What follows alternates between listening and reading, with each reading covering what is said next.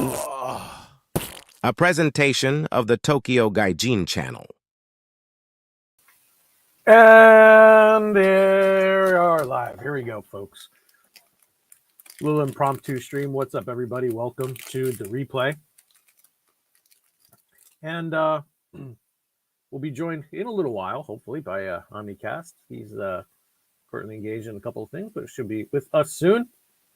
Welcome. What's up? How's everybody doing? I see Brad Wolf is in the house, and Gorilla's Random Thoughts were here. Thank you guys for joining us on the live side. And in case your local news hasn't said anything, there's been a major earthquake last night. And 8 people are dead. A little bit of ASMR as I enjoy a chocolate chip cookie. But let me show you where we are. Okay.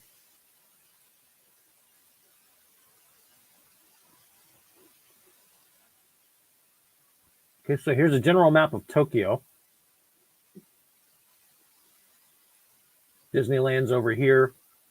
Narita Airport's out here. Well, let's zoom out to a national size and head over. We'll go this way. We'll go over here. And we'll zoom in right up around here. Here's the epicenter of the 7.0 or 7 point something.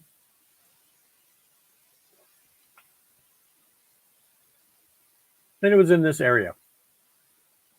Pretty far away from Tokyo.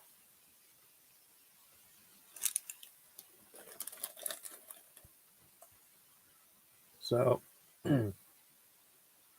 this area here looked like a volcano last night as neighborhoods were burning. And all of the damage was from the earthquake and not from the tsunami. Could have been much, much more swift if it was from the tsunami.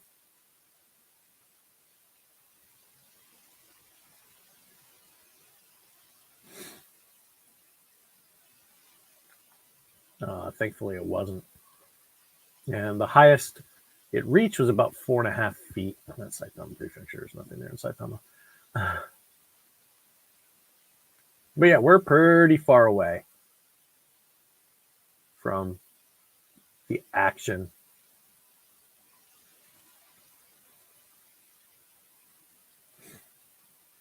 So Tokyo's fine. And some other things that are not going on here. Things. I think there's still some people missing. Some people are still in trapped under rubble and things like that. So we got a pretty good impromptu live stream for you coming up here. Like I said, omnicast.net. He said he's going to be here in a little bit. And we're actually going to do 2 fan films today. One of which he's never seen, and I'm going to sneak it right up on him. I watched it last night. Now I'm going to save my reactions for it for during the show. Little hint, it makes one insufferable character actually likable. The other, but their presence just doesn't make any sense anyway. But we're going to be taking a look at that one. And then we're also going to be looking at the longer one, Avalon Universe, Tale of Infinite Excaliburs, I think it was. Crisis on Infinite Excaliburs. Absolutely abysmal one. You're not going to want to miss the comedy that's going to come up from that. Or the first one. Like I said, I'm going to sneak this first one up on Omnicast so that he can't run away when I press play. He already knows something's coming, but he has no idea what. And neither do you. So that's not going to be advertised on this show right now. I'm going to just go ahead and set it up. And Oh, well, I got a lot of Barry Manilow on my history. Hey, Barry's the man. Anyway, so yeah, that's pretty much it. And Omnicast is letting me know who'll be here very, very soon on Rumble. We are simulcasting on Rumble, folks. I want to get a lot more political on my channel. I want to talk about things that YouTube has actually banned me from talking about. In the link or in the main chat here, I'm not going to pin that link, but in the main chat on YouTube, there's a link to the Rumble side. And yeah, YouTube doesn't like me at all. So we're going to be slowly transitioning over to Rumble soon.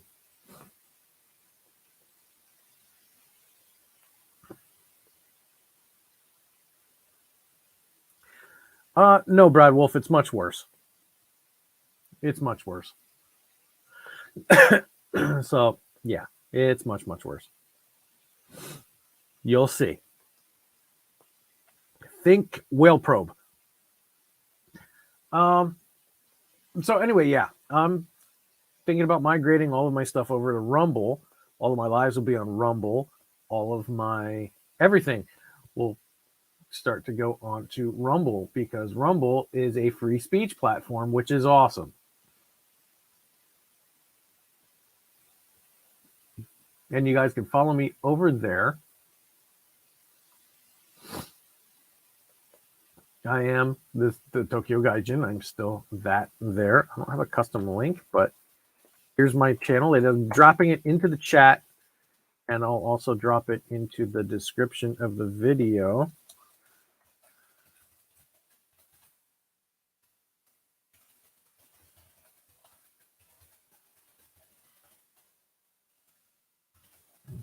Future, follow me there. Control V and save change. All right. So it is now in the description of the video. Come follow me on Rumble. I'm going to be doing all of my live streams there. I do believe you need to register for Rumble to chat. Every video is monetized, so I can earn money there, and which I will never do on YouTube because YouTube is stingy as hell. And I can speak my mind because Rumble is awesome. So we'll be migrating there with all of our live streams coming up very, very soon. And that will be the end of YouTube Live, actually. So please, guys, make a Rumble account and follow me on Rumble. And we can talk and hang out over there. I could probably recut and do some highlight rules here on YouTube. But as far as staying live on and keep going with live streams on YouTube,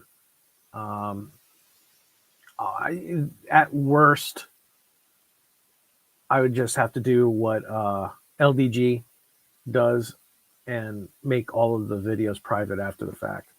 Nobody will see them, but YouTube is keeping them away from everybody anyway. And so it really doesn't matter if they stay public or not. Good morning, good evening, Omnicast. Hey, what's going on, man? Just shooting the breeze. Yes, I heard you getting started. Yep. Talk about impromptu. Yep. Telling everybody home. Going to Rumble. Yes. Yep. Today's my last day off. I'm back to work tomorrow. I had all week off, had a nice vacation between Christmas and New Year's. And, it's like I feel like I'm in school and this is the last day of vacation. Like, I have to go back to school tomorrow. That's what I feel like right now. Yeah. So, but you got to go to bed early. It's a school night. School night. Exactly. But we'll have a little fun tonight. You can take my mind off of it. Good evening, Mr. Potts. Hello, Mr. Potts. In the house. And Wolf, I see you on Rumble. Yep, we did. But we didn't feel it here.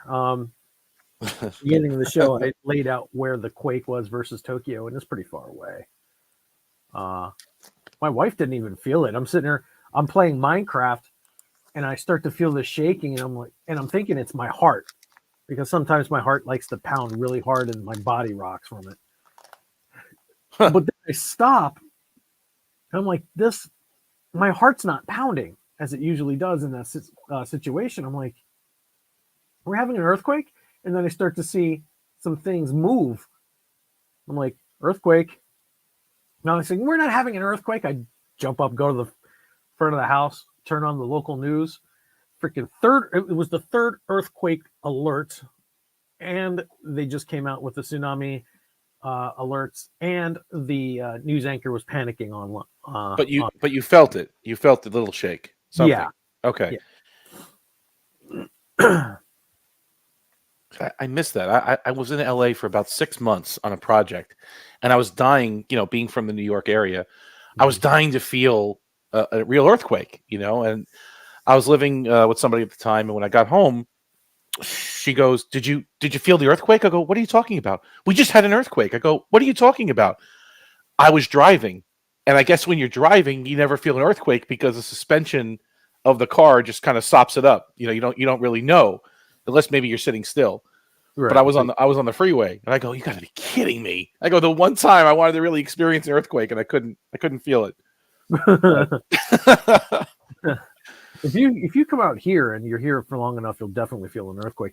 The bonus is, and this isn't what happened last night is not the normal reaction. That is a disaster level earthquake. Normally, Japanese houses and buildings. Yeah, 7, right? Was it 7 or an 8? What was it? Yeah, it was 7.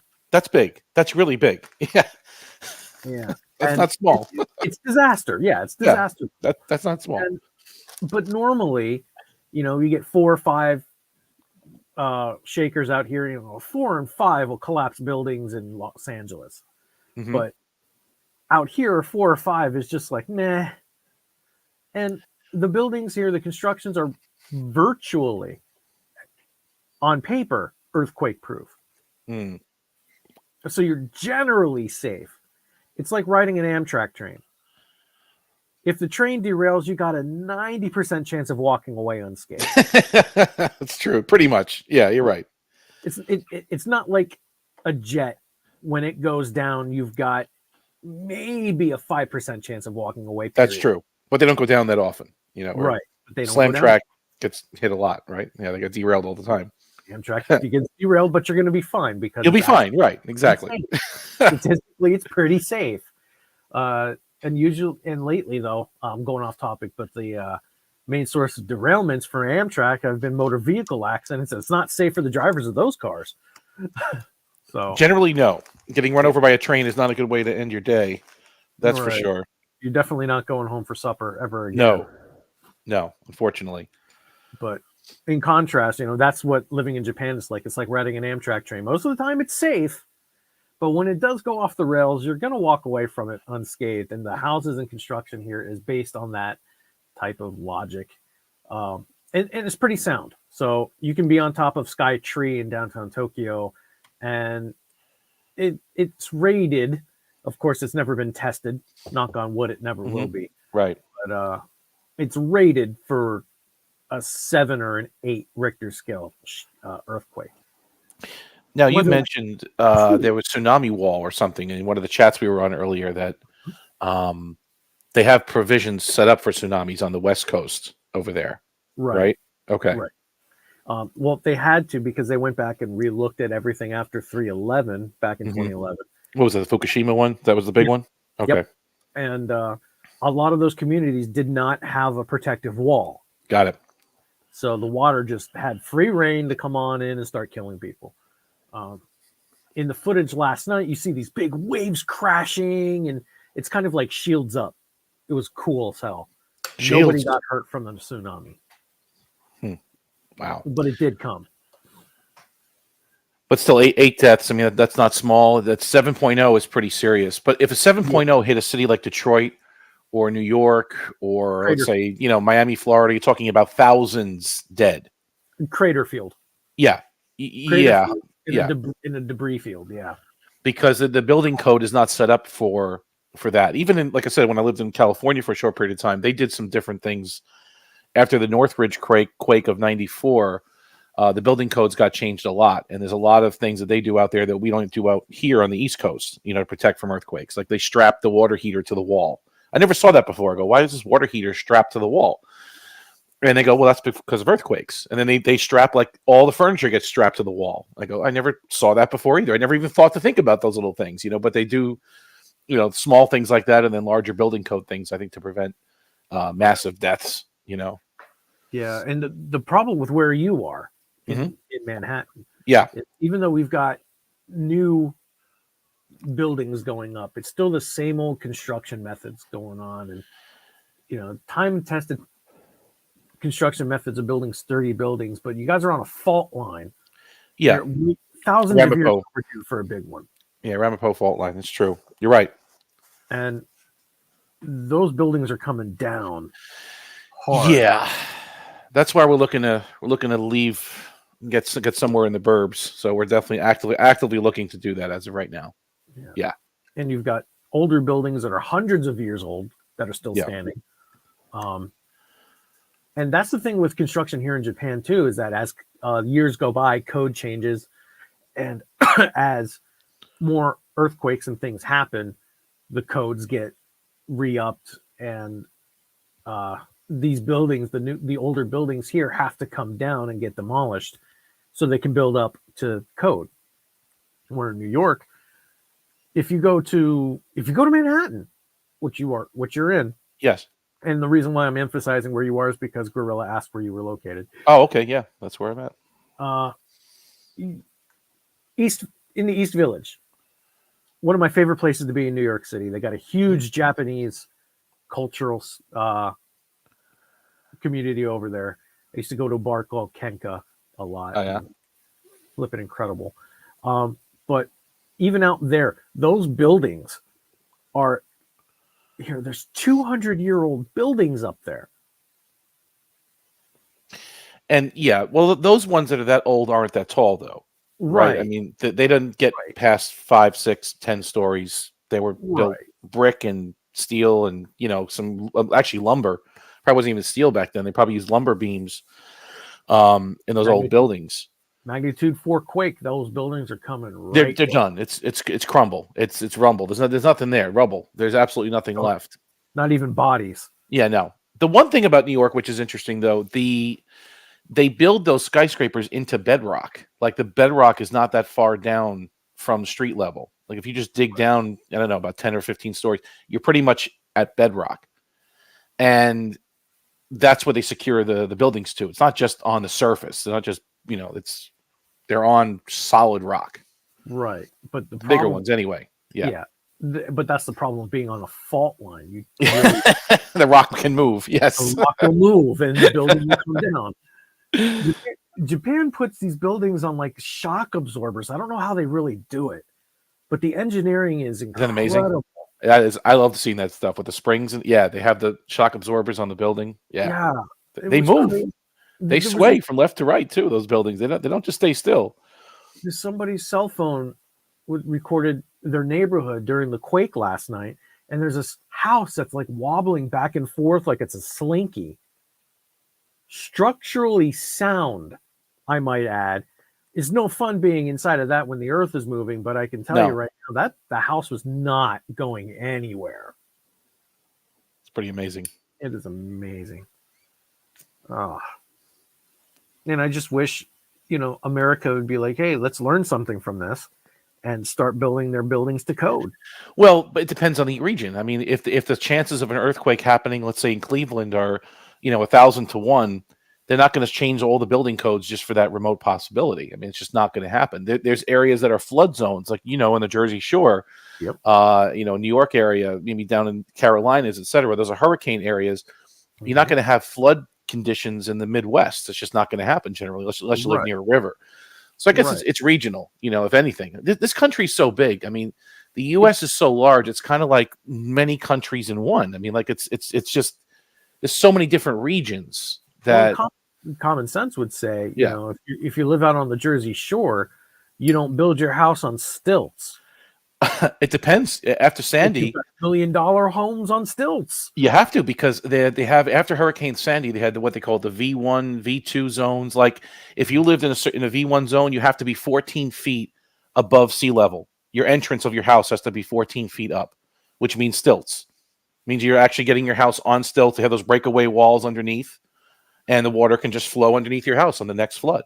Well, but the problem is that water's coming in off the coast, and you've got 20-foot waves that are slamming into everything. And even if your house is 25 feet suspended above the sand, right, those stilts are coming down. Your house is gone. It means nothing. Well, they're on. That's true. It depends how they're built. I know they're on pylons. They're on some kind of concrete pylon. I don't know. I'm not a building engineer, but I remember Hurricane Sandy devastated this area very much so back in October of 2012. So that was about 12 years ago. Yeah. And I think the town of Manasquan in New Jersey, areas of New York, the South Shore especially, got destroyed. Seaside Heights nearby destroyed. where I lived in Seaside. Okay, so you know what I'm talking about in New Jersey, Yep. right? I grew up there. You're right. My stomping grounds.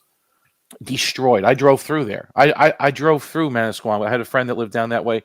I was just amazed at the level of devastation in that city after Hurricane Sandy. I mean, just gone. Everything gone. Every building gone. The houses just toppled over. Mother Nature's going to win every time. Yep. The only thing you can do is try to stave off the damage. Yeah, mitigate it somehow, right? Yeah. And we could all go live in bunkers if you want to. They have these decommissioned missile silos up in the Adirondacks in New York. We can all go move into one and be nice and safe, but Fallout. Who wants to be there? They're going to be Fallout vaults. Right? Vault tech. Fallout. Call to your local Fallout shelter. Speak to your local Vault Tech representative today, and end up as a science experiment. Twilight Zone episode. Have you played the Fallout games? No, I haven't. Oh, that's why you don't know what I'm talking about. I know about Fallout from a nuclear attack, if that's what you mean. But yeah, you should check out the Fallout games. They're fantastic. The whole lore of that whole series is so cool. It's like Star Trek, but the lore is so rich. Oh, cool. Speaking of Star Trek, I'm going to sneak this one on you. So this is going to be our first movie we're going to watch today. It's only 12 minutes long, so it's going to be a 5-minute rant. Let's do it. And yeah, and none of you folks know what this is either. So it's going to be a surprise for all of you. I saw this last night, and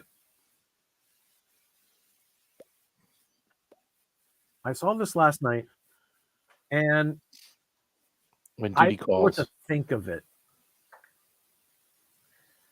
I saw the preview for this and I said, I have to watch this. Okay. This can be bad. This is going to be very bad. I'm reading the comments right now. I'm finally catching up. Thomas Potts, only a crazy person lives in Manhattan. Yeah, tell me about it. Brad Wolf, as a kid, my family vacation in Florida. That was hit by a hurricane one year. My family never vacationed there again. Yeah, that could devastate you. And Florida never learns. No, they don't. Absolutely not. I'm sorry, John. I'm sorry, LDG, but Florida never learns. Every time a hurricane comes through, it's billions of dollars in damage for nothing. Learn to build hurricane proof.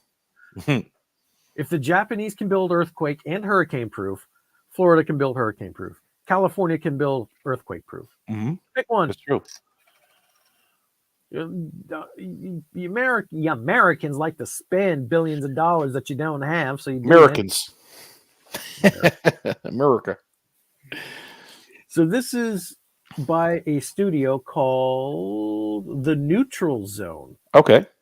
And The Neutral Zone took over the standing sets from Star Trek Continues.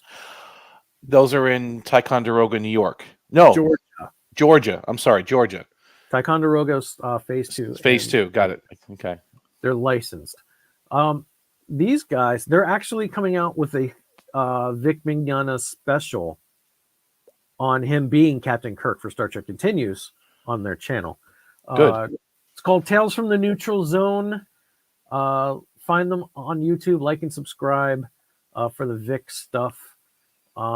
They got a couple of other fan films on their channel that are decent.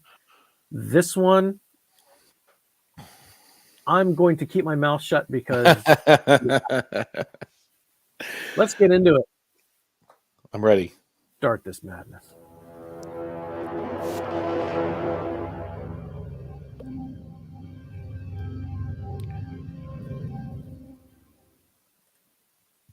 Make it full screen. Okay.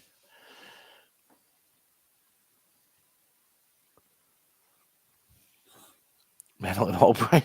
I know it's a bad start. Oh no, this is not a good start. Neither is this. What is this?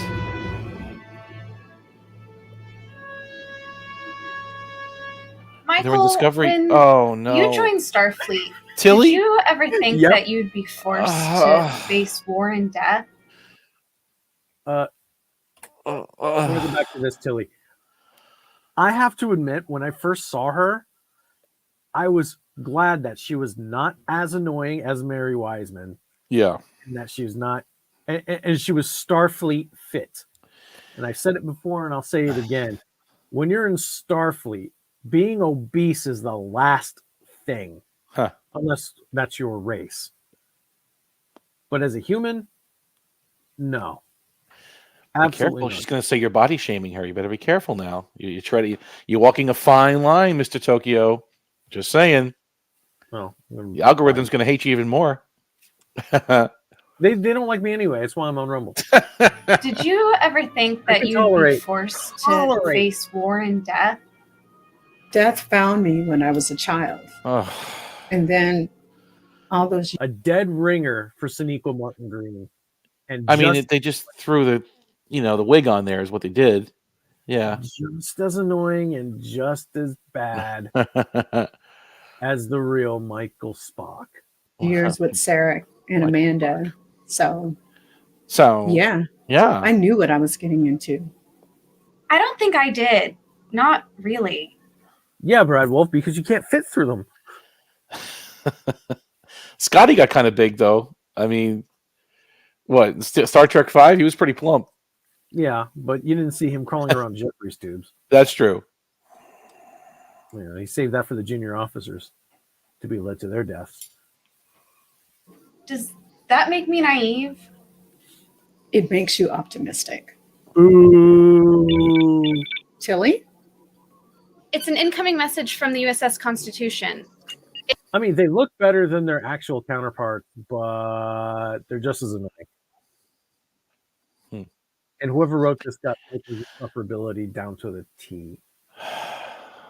The None of this problem, yeah. I mean, the original characters. The problem with them is, I have no problem with Sonequa Martin Green. I am actually a big fan of The Walking Dead, where she came off that show to join Star Trek, and I thought she did a fine job there.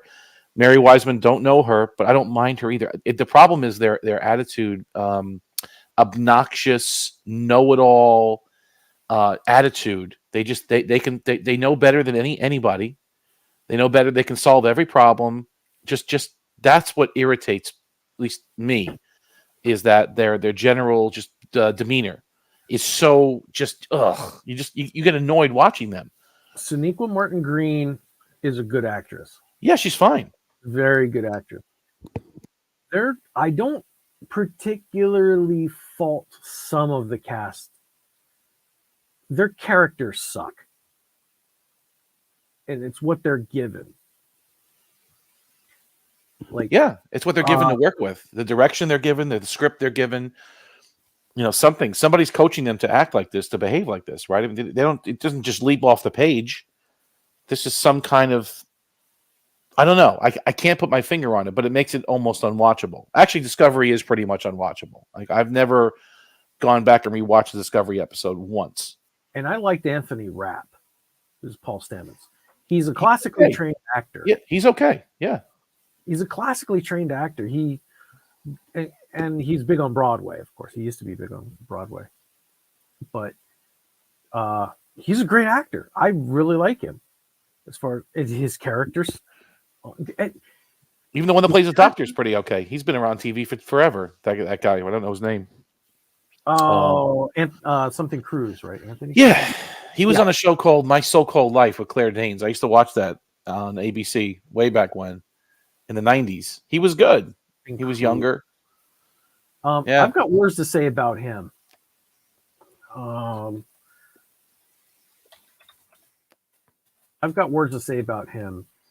And his actor's name is Wilson Cruz. Wilson Cruz, okay. And Wilson Cruz is an activist. Okay, I didn't know that part of it. Wilson Cruz is probably one of the worst human beings on earth, as he's gone on several, not just one, but several anti-white racist rants on X. I had no idea about any of this. I had no idea. I was looking at his work. Oh, really? Horrible. Did not know that. And he told us, the fans, him and Jason Isaacs, who was Captain Lorca. Yes. They both joined hands together and said, if you are a straight white MAGA male, Star Trek Discovery, we don't want you watching it, and we hope you die. No problem. We heard you loud and clear. You got it. We're not going to watch. He's absolutely flipping terrible. I'm going to reverse these real quick. This is true. A lot of the Bird got blocked on Bird of Prey media because of Doomcock. Oh, Bird is fodder. So what a lot of these people did was because Doomcock shat the bed and ruined the whole thing for everybody, for all of fandom. A lot of big names. Oh, I'll tell you in a minute. Yeah. A lot of the big names just went through his followers list and just started blocking. Oh, okay. Doomcock was a troll. And he used to have a lot of good content back when the Phantom Menace meant something. Mm-hmm. But I think I blame him for the downfall of the movement of the Phantom Menace. Doomcock had followed a lot of troll baiting on Reddit, passed it off as actual news, and was just one of the three biggest names or four biggest names that were being targeted by that group. That group being, Star Trek Discovery, Hollywood, and all that stuff. It was him, Mecharandum 42, Nerdrotic, and Nerdrotic, the guy with the beard. I remember him. Yeah. Geeks and Gamers. Geeks and Gamers and Nerdrotic are still relevant. Mecharandum 42 and Midnight's Edge actually should be on there too. So Mecharandum 42, Midnight's Edge, and Doomcock have just fallen into obscurity. But as they were being taken down, a lot of their followers were also taken down, and unfortunately Bird of Prey 5 was one of them. Really? And back when Picard Season 3 was being promoted and teased and everybody was looking forward to it, the pilot episode came up, and Bird it was in the scathing review. He just didn't like it. And Terry Matalas blocked him. He didn't even personally attack Terry Matalas. Wow. But because Bird was on that list. Well, wait a second. I follow Doomcock. Does that mean I'm blocked too? I mean, not that I really not sure transmit much. Are you on X? No, I'm not on any of that. No. Then you'll never know. Okay. I only watched season 1 of STD. You don't need to put a colon there, Brad Wolf. STD. It has talent there, but it's so frustrating and un-Star Trek. Truth. Yeah, it's missing something. Let's get this over with. Yeah, let's do it. It's on a very low frequency, lots of static. Mayday, Mayday. This is the Starship Constitution. We're in urgent need of assistance. Mayday! Mayday! This is the Starship Constitution. We are in urgent need It's of... automated. The message repeats. Can you get a fix on its location? It's a 2x4 I have on the the coordinates. Set course, Michael? Let's fly. Her death stare as she's staring down Tilly the entire time is not in character wall. Yeah. for Michael Burnham. I mean, she's not doing much at all. She's just looking. She's Somewhere. looking at staring Tilly down. Right. Horrible. Absolutely horrible. She's actually worse than the real Michael Burnham. Yeah. And she had to say, let's fly to just solidify it. Like, Let's fly. Let's fly. Obnoxious. I guess the rendezvous with Discovery can wait.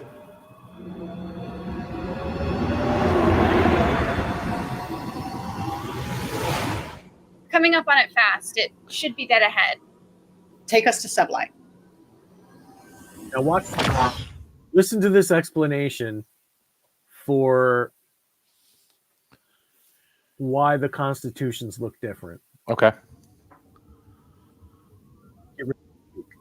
Well, I'll be damned.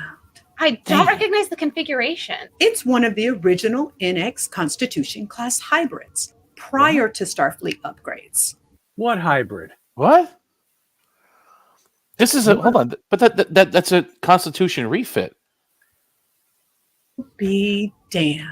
I don't recognize the configuration. It's Okay, she's Starfleet. She should recognize the configuration. one of the original NX Constitution class hybrids. Was it a Connie or was it a Connie TM motion picture Connie? I can't tell which one it was.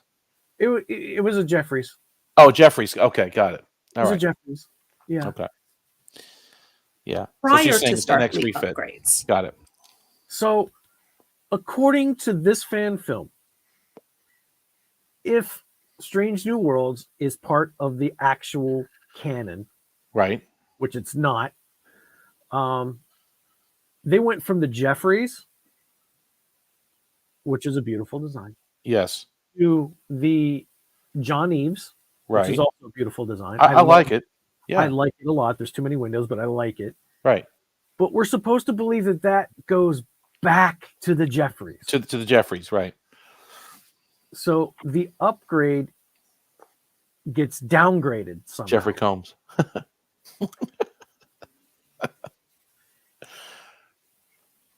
And I'm gonna just note this real quick because I don't know if you're aware. Thomas is one of our community's leading experts on Starship classes. He's got Okay. all of the name is escaping me, all the models and stuff. Eagle Moss models Eagle Moss. Yeah, the big one, the and a couple, expensive ones. and for a few years running on Salty Trekker's channel when Jep Nerdy was over there, Thomas's ship collection was all used almost every week for Jep Nerdy. Oh wow. So if Thomas can't follow this logic, how are normal fans supposed to try? You're assuming there is logic though. So you're Right. talking about a fan film that's just they're riding by the seat of their pants, literally. Yeah. There's no Makes logic here. Right. Nothing. This whole thing does not make sense at all. No. Big F for fail.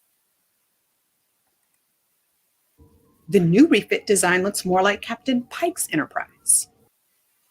Ugh. Captain Pike's Enterprise. Captain Pike's Enterprise. Same shot. There's only one shot on this person. It said over the shoulder here. We This is- in communications range now. Horrible. Attention, USS Constitution. This is Commander Michael Burnham from the USS Discovery. May we assist you? Did you say The timelines don't even match either. Hmm. Like by this time, now keep in mind this was made during the hiatus between season 4 and now. So this is fairly new. This should not be. Because if this star date in this point in time, Discovery should already be in the 32nd century. That Well, they being- could have went back though. They could have went back to a time between season 2 and 3 of Discovery, right? no, She they was- were time she's a traveling. commander. Oh, she's a command. When was she a commander? Season 2. Well, season 2. Season 2. Wait. Yeah. She All got right. her commission back at the end of season 1. And Tilly's not a cadet here. She's a ensign or a Right. lieutenant or something, right? So this is Right. definitely season 2, season 3-ish. Yeah. This can't be between season 1 and 2. No, it's 2 and 3. It can't be 2 and 3 either. Seasons 1 and 2 are 10 minutes apart. Mm. Seasons 2 and 3 are 1,000 years apart. Well, when they go to the 32nd century, 30 whatever it is, 30th century. In the season finale of season 2. Is that when they went, or was it season Yeah. 3? It was the big battle in season 2. With the Red Angel nonsense, right? Okay. Right. That's right. And then what did they do in season 3 then? They were just They exploring. were already in the future. And then what about season 4? Season 4, they're in the future. So they spent 2 seasons in the future already? Yes. I thought they did 3 seasons. Mm-mm. No, okay, you're probably right. Yeah. Season 1 was the Klingon War. Right. Season And 2 was and the Red- mirror universe nonsense, right? And Yeah. then season 2, Pike joined the crew. was the Red Angel. Red Angel, Pike, Klingon time crystals, all that And- stuff. Yep. And at the very end, Discovery goes into the future At the very end, correct. at the end battle. Yeah. And then 3, right? Because then Pike left them, right? Pike went back to the Enterprise, and Yep. Okay, And Got it. now they're 1,000 years in the future. At the beginning of season 3, that's when it opens up. took a few episodes for them to find each other, right? Because she was Yeah. ahead of them or behind them or something when they time jumped. And Yeah. somehow an ensign becomes first officer through some sort of gobbledygook. Well, cadets become captains in the JJ verse, so I mean, hey, figure out the burn. Season 4 was the aliens outside the galaxy. Okay. Yep. Thank you. So this makes no sense. Say Commander Burnham? Yes. Yeah, exactly. Did you say Commander Burnham? You're The dead. traitor? Yeah. You're triggered. You're dead. The mutineer? How may we assist? We need you aboard. Did you say Do you read, Commander Commander? Burnham? Affirmative. Aren't you in prison? What happened to your ship? We were attacked. Unknown enemy. We are in desperate need of a... Did you say Captain Epstein? Yeah. Epstein. As in Jeffrey Epstein? Aren't you Huh. now banned from YouTube? I thought you meant Juan Epstein from Welcome Back, Kotter. We hear you. Beam us directly aboard your ship and dock our pod in your shuttle bay. You heard? We'll try. We'll try. We'll try. Did you see the look on Tilly's face? Like, damn. This Even that was too much man. for Tilly. Watch this. We'll try. Hold up. We'll try. We'll This is like, try. damn. You bitch. Wow.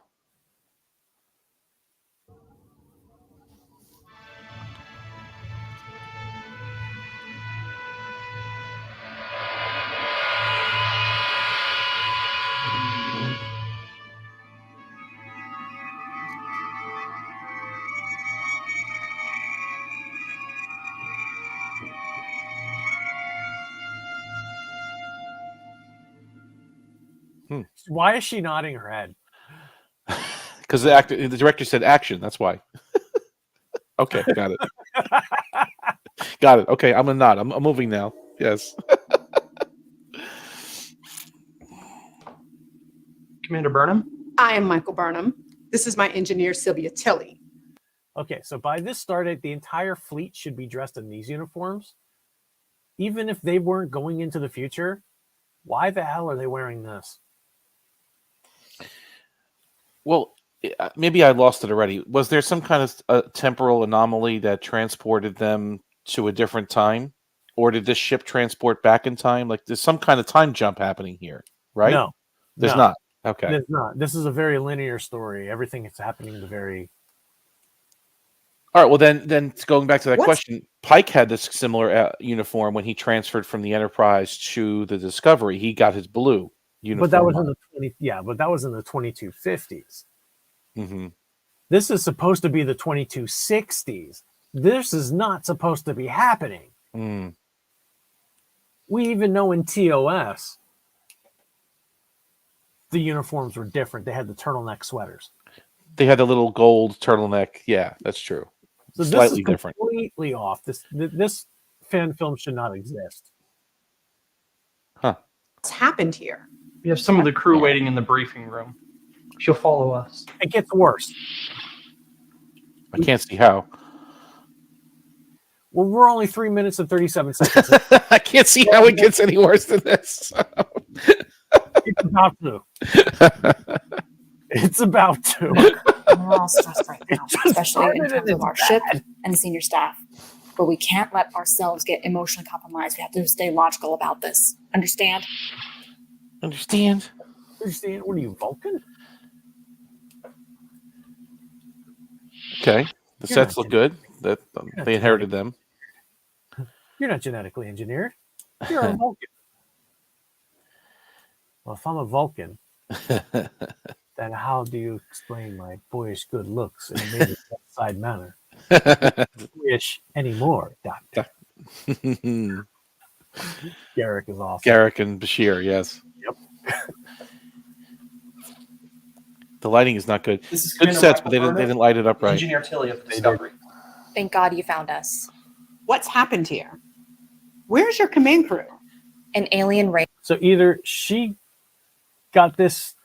This is actually really good makeup. If she was supposed to be punched in the face over here, or that's how she physically looks. She could have a scar or a mole or something on her chin. Yeah. This would have been solved in the 23rd century with thermal regeneration. Thermal regenerator. Yeah, that's true. Race we've never seen invaded our ship, kidnapped the entire senior staff, as well as most of the crew, and has left much of our ship damaged.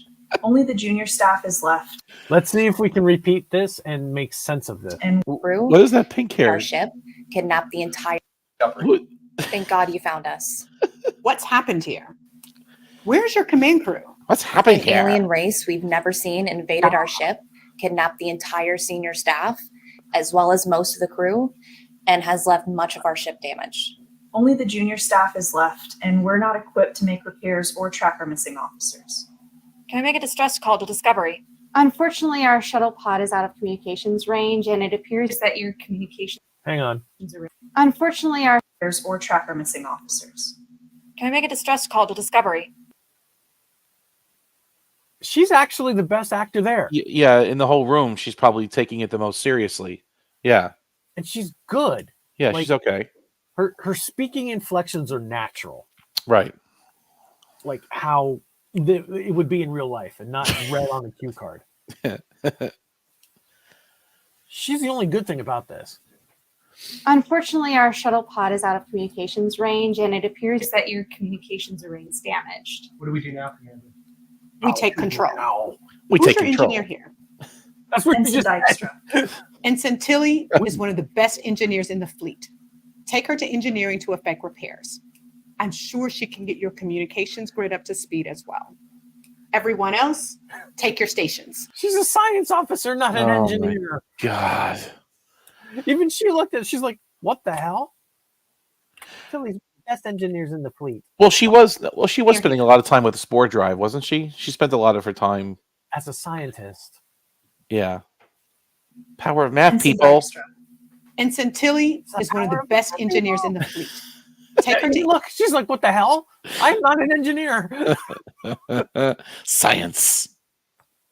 engineering to effect I like repairs. science. I'm sure she can get your communications grid up to speed as But I well. like science. Everyone else, take your stations. Oh, Ensign this is Palmer, please remain. horrendous. Hi, Commander. She couldn't Okay. Get over here. So what do these attackers look like? Yes, Captain Scorpion.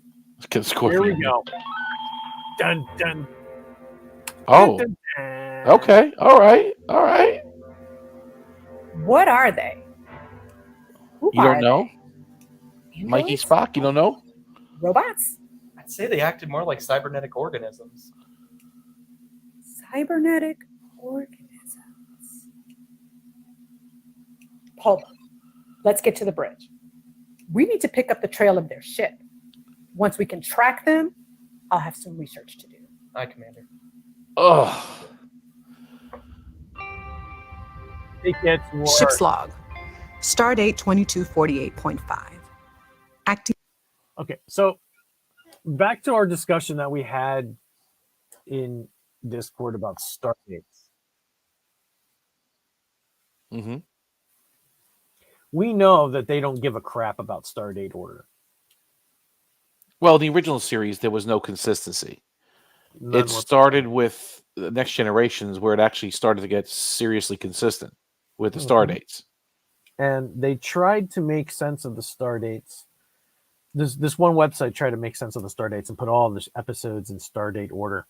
And it didn't make sense. Star dates of the system, right? Right. Because there were episodes of season 3 that took place in season 1, episodes of season 1 that took place in season 3. The star dates are meaningless in the original series. Meaningless. Yeah. And you see that also in Discovery and Strange New Worlds. Huh. They're completely meaningless. Nobody should try at all to put star dates in chronological order in for TOS. And here's another individual that failed the physical assessment test. Captain Michael Burnham recording. After 2 days of following the alien ship's ion trail, the junior staff has managed to effect repairs on the ship, as well as gain command confidence. Ensign Tilly has managed to get warp drive, weapons, and communications to 100%. And after doing some research, I suspect I know who or what attacked the Constitution. I'll need to see their ship to know if I'm correct, and should reach it shortly. I'm on my way to the bridge as we close in, and I can only hope my theory. Where are the is men? wrong. There's one man on this whole ship?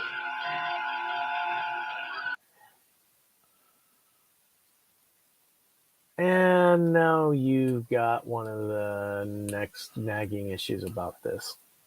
I mean, there's one dude. Perfectly with New Trek, there's no plot that makes no sense.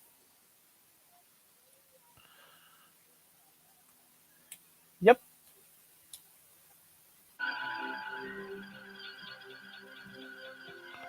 Discovery uniforms are ugly. Yeah, they are. Status. Visual in 2 minutes, Commander. Burnham to engineering. Tilly, are we ready? We are, Michael. No! Just be Michael? careful. Aren't I always? No. You're reckless. Hold here, Tilly. We keep monitoring. Contact in less than a minute. Standing by. Don't you know? Aren't you dead? Contact in 15 seconds. There it Stop is. replicating things. Now pay attention. Okay. You've watched that Dem Nung Cannon show, and the best episode of that Dem Nung Cannon show, you're going to hear a lot of other stuff that's wrong. All stop. I'll stop. Full magnification.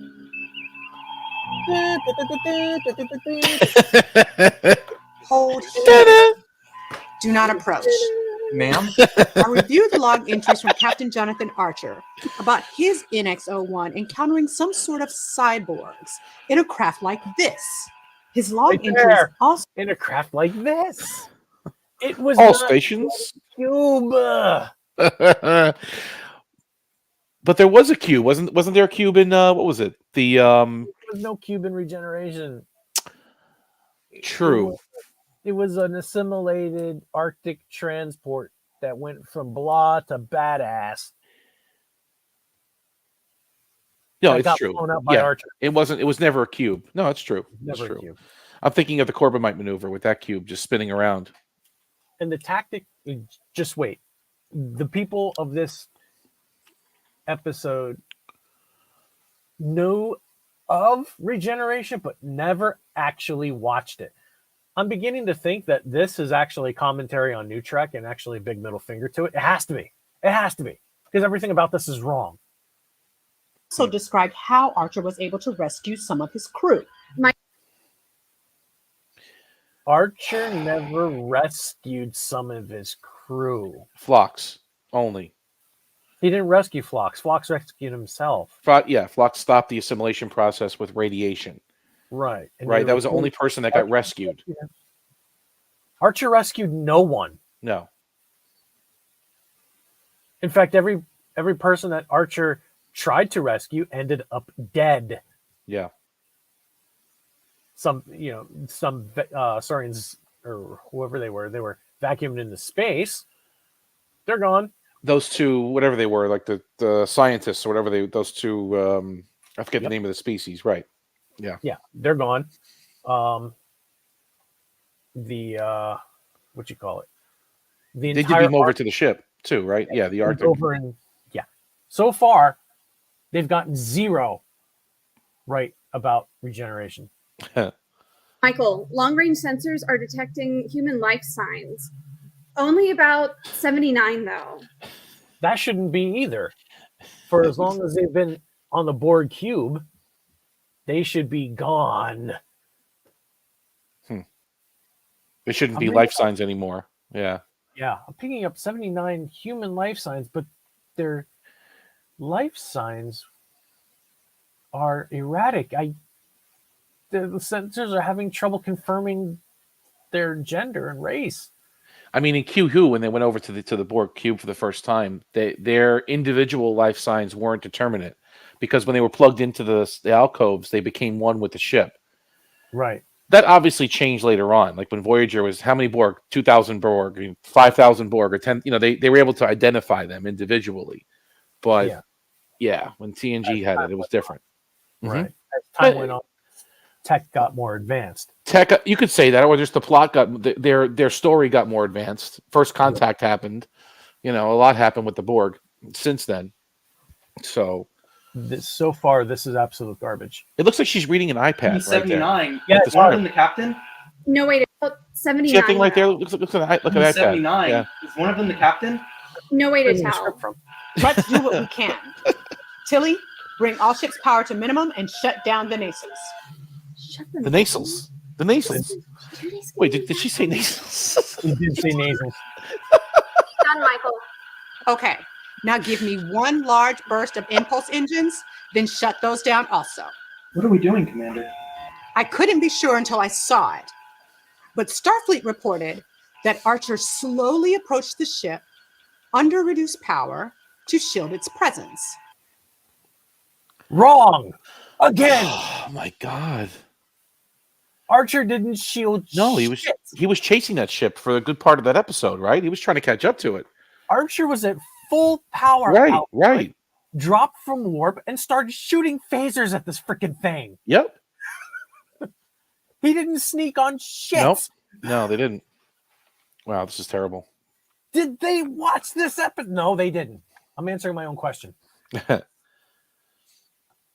Well, and Thomas, that's what makes it worse than Discovery is that they actually are admitting they didn't watch this show. In STD, they would actually try to justify with actual footage from the episode because they would actually watch the episode. Now, watching the episode and respecting the content are two different things. These fools, whoever wrote this abomination we're watching right now, has done neither.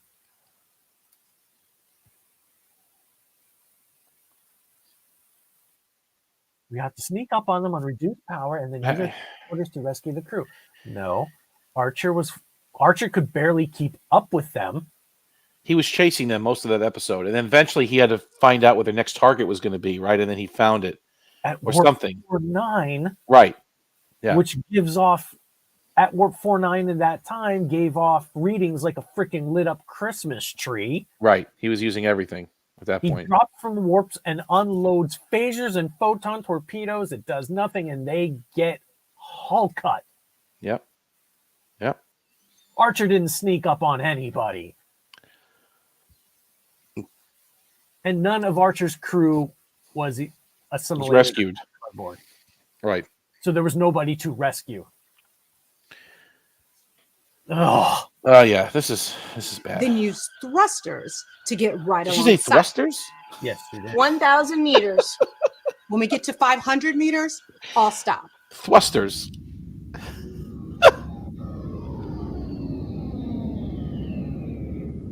What? The scale is really bad here. I mean that looks like a toy. It looks like not even a Borg cube.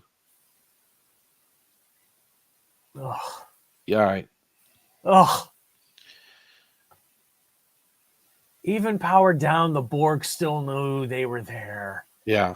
The Enterprise, at the very least. This could be a scout ship, though. This could be a small Borg, one of those little miniature Borg cubes. Because the Borgs did have smaller vessels, right? But they weren't cube shaped though. They were different shaped, but they were all geometrically shaped. Yeah. The Dollar Store dice class. Yeah. The D&D dice class. I don't think they can see us, Michael. I've located the missing crewman. Should Tilly, not have been begin introduced recovery. on a Borg cube. Wow. No, this should not be happening. On top of that, what part of power down didn't you understand, lady? You're using scanning beams. The Borg should be scanning the ship by now. Ugh. Well, this is bad. Operations.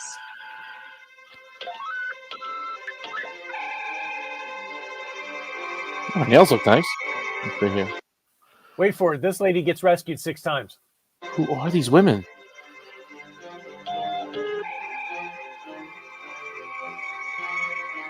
There she is again. Wait for it. Now she's at the transporter. What? By the way, That's the one that was in the conference room, right? Yeah, that was the pink hair. You can't miss there her. she is in the conference room. Oh my god. But I've only seen one man on the ship so far, just that one guy, right? The rest of them are women? Well, you might be assuming this individual. Oh, is true. Okay, all right. So maybe 2. No. Wow.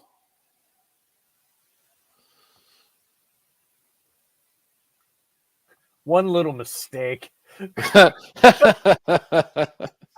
a ship of the Valkyries. You would say. Get the lock. Get some help. And they melted the lock. His chance on the transporter. Look at the fakeness. And look at the fakeness. Okay. Oh my god, this is terrible. There's the man. And there she is Oh, okay. again. Wow. Oh my god. This is literally the 6th time she's rescued. Right there. Yeah, I see it. I see it. They just cut off her head so you wouldn't see it. Oh. Michael, we have all 79 crewmen aboard. It looks like the ship still doesn't see us.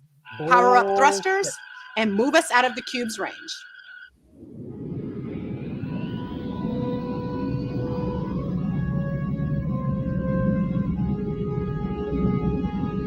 You did it, Commander. Ensign, take a roster of the survivors. Let's see who's returned. Yes, ma'am. There are no men on the ship.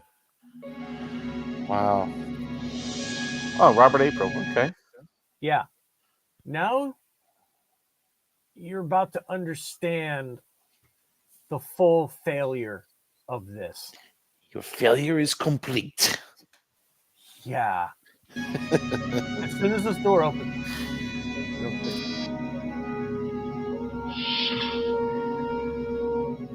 Come in. There's Robert April. Assimilated by the Borg. White. Oh. Well, hold on a second. Was this made before? No. No? No. Okay. Because Strange New Worlds, he changed race, what, in season 1 of Strange New Worlds, I guess? Season 2. He was in the pilot of Strange New Worlds. He was in the pilot. That's correct. He's Okay. black. Played by the new Uncle Phil. Right. He was a good actor, by the way. Which is why I kind of forgave the race swap. But he went back to being white here. Yeah. Okay. With Discovery characters. If they didn't use Discovery characters in this or regeneration, I would think that, I wouldn't think any of this. anything of this. And he's still a captain at this point. Right. Okay. He This should is be very strange. Commodore. Commodore or fleet captain or something, right? He should be Tired on Babel. White. So what? He was assimilated or partially assimilated? What is that? You got some assimilated. Which also means that even at this stage in his assimilation process, number one, there should be no record at all of people being unassimilated at all, because there was none. Right. Number two, even at this stage, his DNA should have been altered so much that it wouldn't have been registered on the sensors. Well, there's a point where you can be unassimilated, right? It just depends on how far along you are. Well, you can be completely unassimilated. That's what happened to Seven. That's what happened to Picard. True. That's true. But that was luck. You have to have a perfect storm of a lot of things falling into place to unassimilate somebody. I'm thinking of what Janeway did in what was that? Unimatrix Zero.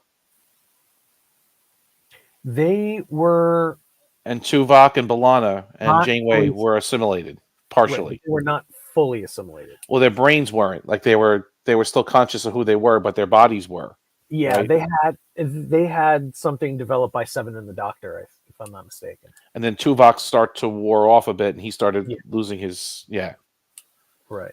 But again, you still have that perfect storm because you have the Unimatrix Zero mutation that's affecting everybody. Then why did Picard shoot that ensign that was asking for help on first contact? Help me, Captain! Help me! You're gone. He didn't help the ensign. He shot him dead. He shot him dead. Yeah. Because other than this extenuating circumstances that led to the ability to unassimilate Picard and Seven and the senior an insane way, you don't have that with this poor bastard who's twitching and writhing in pain. Right, he's on the floor. Yeah, writhing in pain. While Borg step over him. He's trapped. Yeah. I guess they were in. They were at war. They were in a battle time. They didn't have time to save everybody in that one. Brad Wolf says, I was half expecting Robert April to be Asian. He went from white to... Oh, no. Asian is Lieutenant Kyle. Lieutenant Kyle went from being white to Asian. So they can't do that twice, right? Him to be Asian. Yeah, he's expecting him to be Asian. He went from white to black. Oh, God. Picard doesn't like helping people. Obviously, he would murder anyone asking for it. Man. And he killed Lieutenant Lynch, or Ensign Lynch, too, right? The guy on the ground. Oh, no, that wasn't the guy on the ground. That was the Tommy gun? The Tommy gun guy. Right, yeah. This is Ensign Lynch. Graphic bullets. But I'm pissed. Let's finish this. Yes, please. This is painful. This is painful, actually. This is not pleasant. Welcome back, Captain. It's good to be back. Please have a seat. He was Agent in the Cage. No. We lost a lot of good people today. He was Agent. Yes, sir. He wasn't Kyle. I'm glad we were able to assist. Do the implants hurt? Well, yeah, but the alternative, I guess, could have been a lot worse. Fortunately, they didn't get too far in the process. What has he got on his cheek? What the hell is that? It's like a car part. It is. It's like some kind of block-off tube or something from a car. The implants hurt? Well, the alternative could have been much worse. No, not according to Picard. According to Picard, the assimilation process actually feels like sex. Yeah, it's great. Lots of euphoria. Yeah. You get that initial pinch, and then all of a sudden, you feel like your body's having one giant orgasm. When you chop off an immortal's head and you take the quickening, it's supposed to be an orgasm. When you get hit by lightning, you mean? When the lightning hits you? Yeah. And I will believe Terry Metalis over the writers of this garbage any day.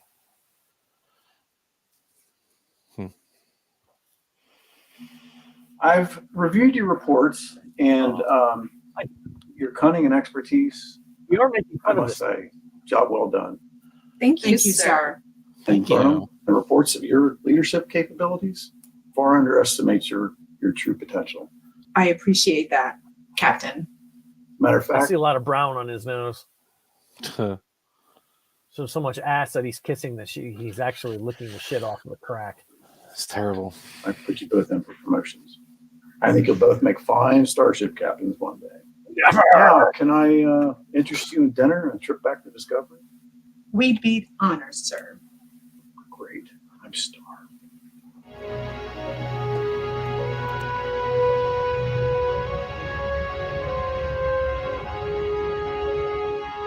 We're gonna fast forward to this crappy credit scene.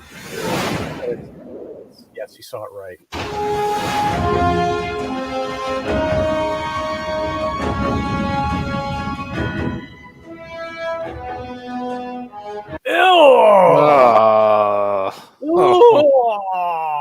Disgusting. It's like you're looking at this beautiful ship on the left and this monstrosity on the right. Oh man. Close the curtain. God. Wow. So the Borg cube was not destroyed either. They just left it hanging in space there. Yep. Okay. To menace somebody else down the line. Who cares, right? Yep. Yeah. Exactly. It's good. It's fine. Who cares about the next guy? Ridiculous. Absolutely ridiculous. I don't even know what to say. I mean, and those sets being reused, they look great, but they didn't light them the same way. If you notice, they didn't have the same care that they took to make Star Trek Continues. It was just done faster, more haphazardly.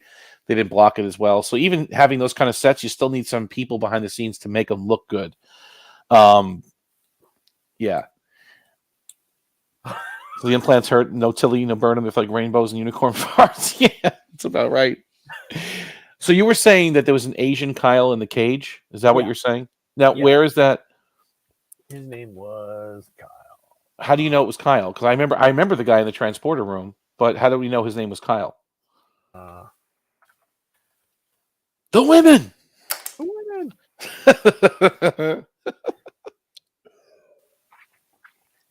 Let's see here. Actually, not private. I don't care.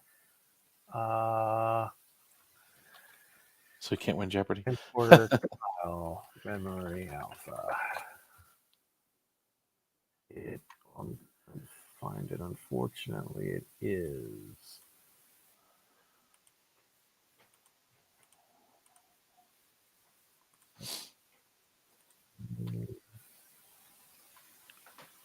What is this? No. No. That's not what I want.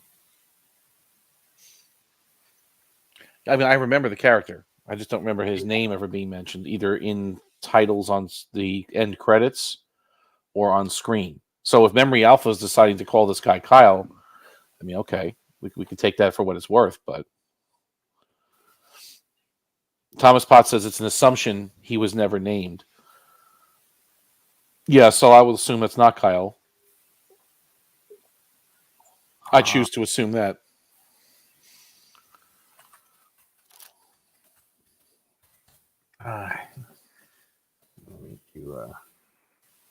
It's an assumption he was never named. Yeah. Because I mean, Kyle has been in movies. He's been in Star Trek 2, wasn't he? Yeah. Star Trek 4, maybe? He was in 1 or 2 of them. 5? Not 5, no. I don't remember what he was in. He was in 2 for sure. He was on the Reliant. Yeah. He was Commander Kyle. Commander Kyle, yes. Could you please respond? Exactly. I don't remember seeing him in any other film, though. And he was in, okay, so let's just say he was in 2. He was also in several episodes of the original series. I'd say several, meaning 3 or 4. Maybe it's a few. I shouldn't say several.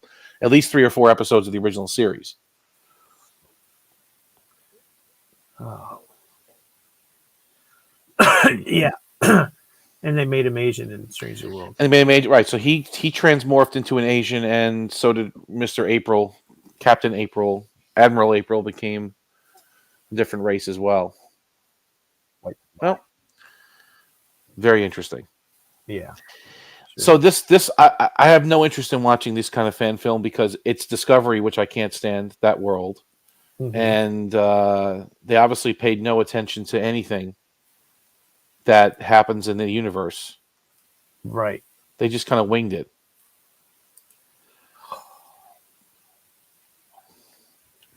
When Archer rescued some of his crew, he didn't rescue anybody.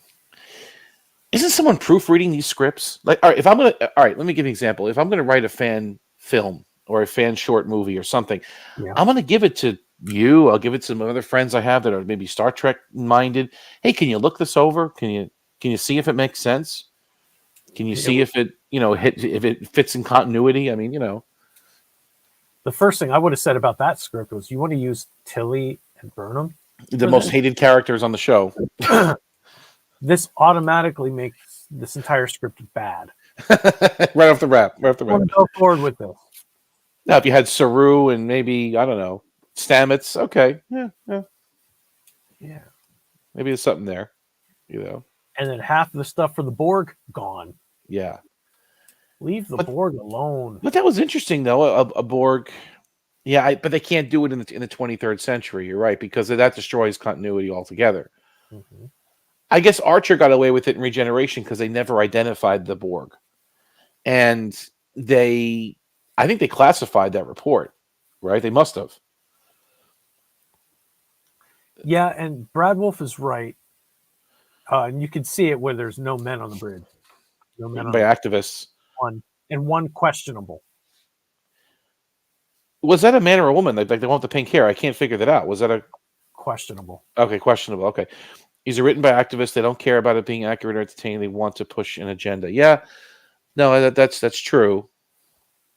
So they're using Star Trek as a vehicle to push their political agenda again. They're seeing the Hollywood types do it. Why not them, right? Huh. Awful. Absolutely awful. That was bad. That was really, that was horrific. Horrifically bad. Like, out of all the fan films we watch, I think this is the worst one so far. That was my second sitting, because I'd have to see this to present this on the stream, but it was worse the second time. Hey Vic, I'm going to use your set that you built in Georgia. Can you look over the script for me? I mean, you have some experience writing these. Can you tell me if this is any good or if this is trash? Can you help me out? Can you just take a look at my script? Please. I would have burned it.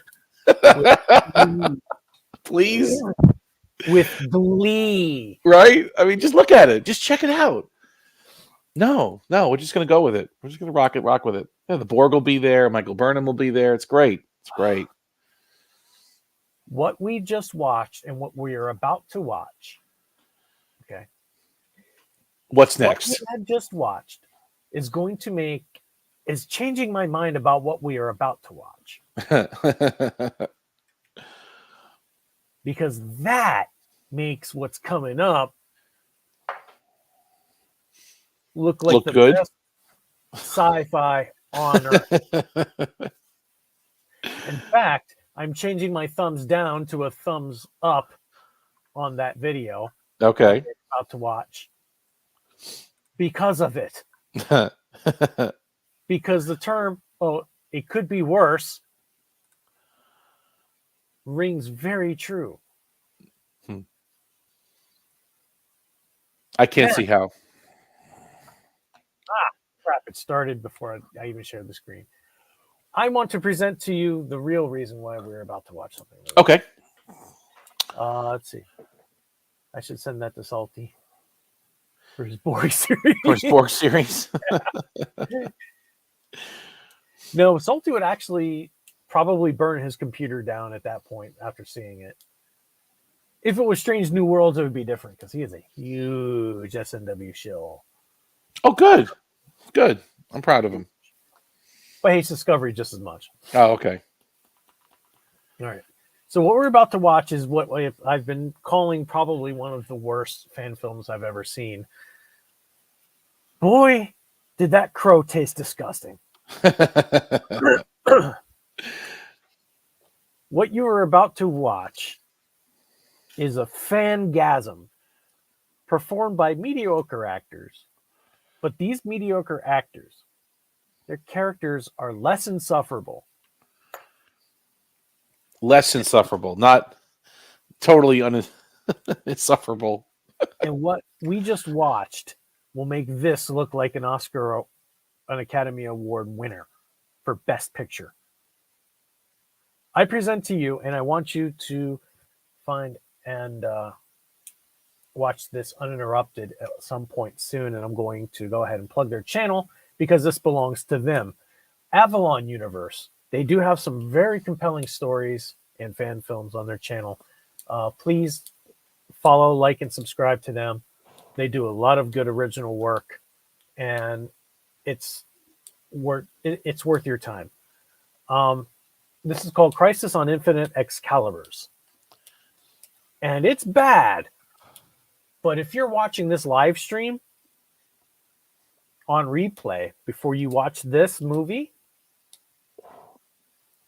you will gain an appreciation for this 1,000 times more over if you watch the crap that we just watched. That was horrific.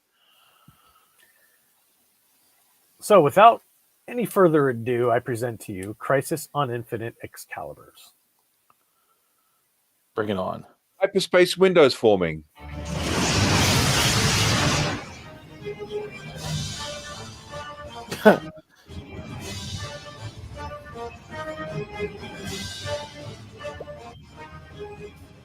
That can't be right. Commander Cockings. Yep.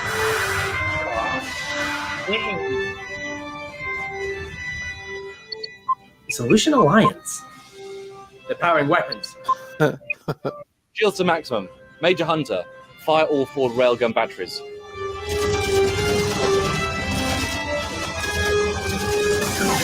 Look how old. What happened? Pyramid. Where are we? We're in the same system, but the motherships have gone. No trace. Detecting multiple other ships. I don't recognize. It's got to be his father. Little more complicated.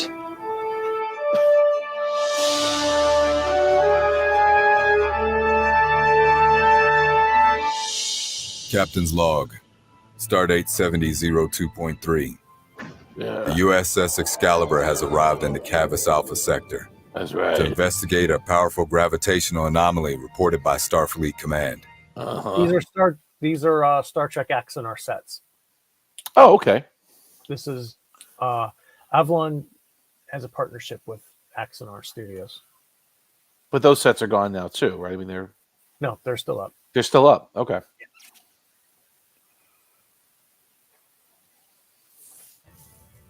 We've arrived in the Calvis Alpha star system.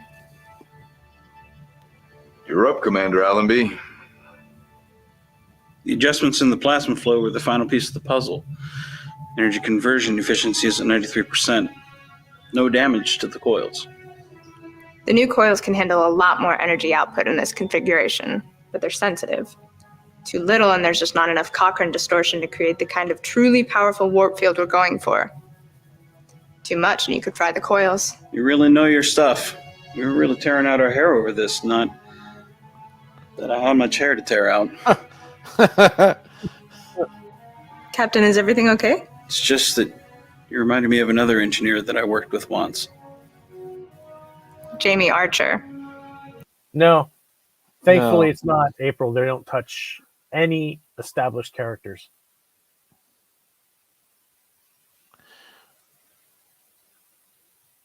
To their credit, they tried to carry on their Star Trek universe without name-dropping Enterprise, Captain Kirk, or whoever.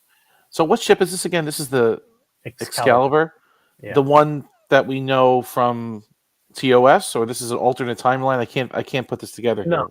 No. No. This is a completely different universe altogether. Right. Okay. Although TOS universe allegedly does show up in this. You're not the first person to make that comparison. It's not just the skill, it's the drive. That kind of drive could get someone stranded on a deserted planet or killed during an EVA. Still, we don't get into Starfleet because it's safe.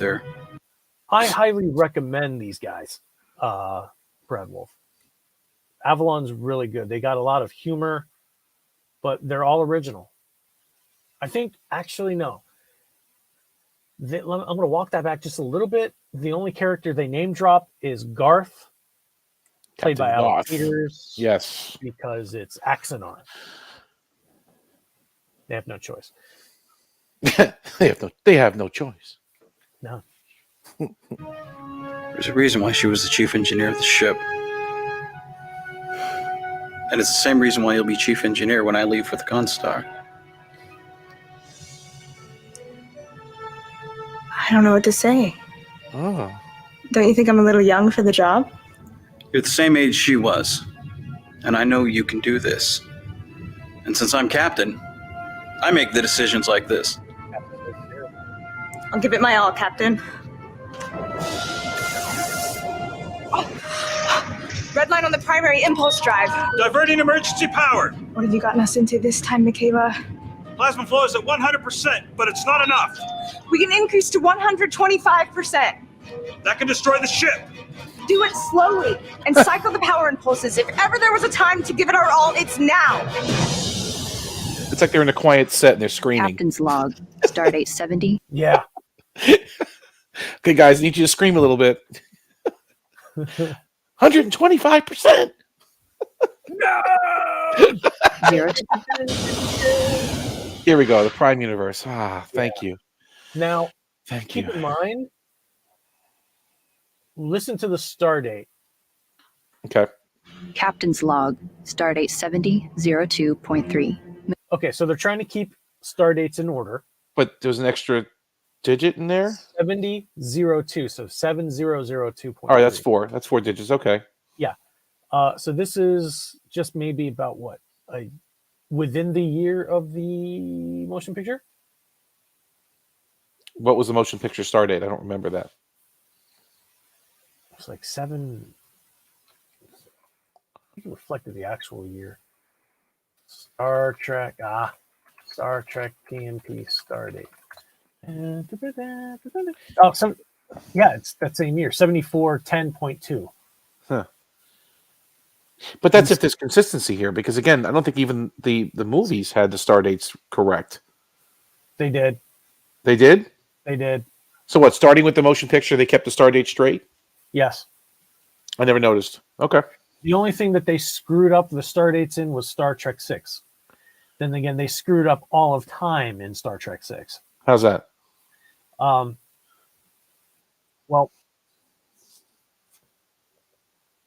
right at the beginning of the movie, Praxis. and it was several months ago when Praxis exploded. Right. And then the captain's log gave the same star date. Captain's log. Star date. Oh, so you're saying that there was a continuity error. Yeah. Okay. The original star date from Star Trek 6 was off. So when Sulu makes his log entry, there's a star date, and then 3 months pass, and the star date doesn't change all that much. Is that what you're saying? I don't. Because which is the most significant digit in the star date? I don't know, or least significant digit. Stardate 9521.6. Captain USS Excelsior. Yorusu commanding. Reading the transcript now. He's doing pretty good. Gaseous anomalies in the Beta Quadrant. Yeah. After 3 years of conducting my first assignment last surface vessel, cataloging gaseous planetary anomalies in Beta Quadrants. We're heading home under full impulse power. I am pleased to report that my ship and crew have functioned well.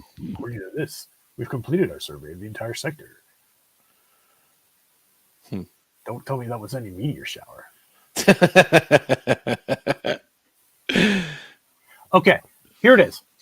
Remember, that was stardate 9521.6, right? That was Sulu. 9521.6. Got it. I'm going to write this down, actually. Go ahead. Yeah, write it down. I'm writing down. Spock said 2 or 3 months ago, a Federation starship monitored a large explosion on the Klingon moon Praxis. Some months had passed. Okay. So now flash forward to the Enterprise is leaving space dock. Okay. Captain's log, stardate 9522.6. Oh, okay. Will. You never forgive me for the death of my boy. So that doesn't destroy the timeline. That's just a small mistake in a star date. I mean, so 2 months and 1 digit of a star date changed. what if Kirk was having a rough day and he said the wrong date into the machine? I mean, a lot of things could have happened there. It's not like the star dates don't bother me. You know, inconsistencies with star dates definitely don't bother me. Here comes the last one. Okay. The very end of the movie. Captain's log, USS Enterprise, stardate 9529.1. This is the final okay. Starship Enterprise under my command. So it was 9522.6 when he's leaving space dock, and then 9529.1. So that means it's probably what, about 8 days? So that the fourth digit is probably a day, right? How long was it between the arrest of Kirk and McCoy and their trial? The trial and it sent to Rura Penthe. Sent to Rura Penthe. That could not have happened in a week. In 8 days. There's no way. No way. A month? A month on the inside. 3 weeks? 2 or 3. What's that? 3 weeks? A month? 2 or 3 months. I'm being conservative on that. I mean, they could have sped everything up. I mean, they could have got Kirk right to trial. They could have sent him right to Rura Penthe. I mean, you're assuming that there was times in between where there was nothing happening. So if they, all right, let's just say a month and a half to 2 months. Yeah, all right. Same thing. Yeah, so 9522, 9529. And then there's Tuvok. Okay, that could be weeks then. Hold on. So if 9522, if this fourth digit is a week, so that would be 8 weeks then, or 7 weeks. That makes more sense. And then there's Tuvok. Well, his memory, you mean? His The Battle of Camp Kittimer. Okay. He quotes as stardate 9521. Which is 9521 was what Sulu said initially when they were when Praxis exploded. When Praxis exploded. But A leads to B, B leads to C, C leads to A. It can't be weeks because 9521 plus 2 months, then 9522. No, that's a mistake. The between Sulu and Kirk is a mistake. But when Kirk goes from 9522 to 9529, let's assume that they didn't make a mistake there, and let's assume that fourth digit is a week. Let's say it's a week number, right?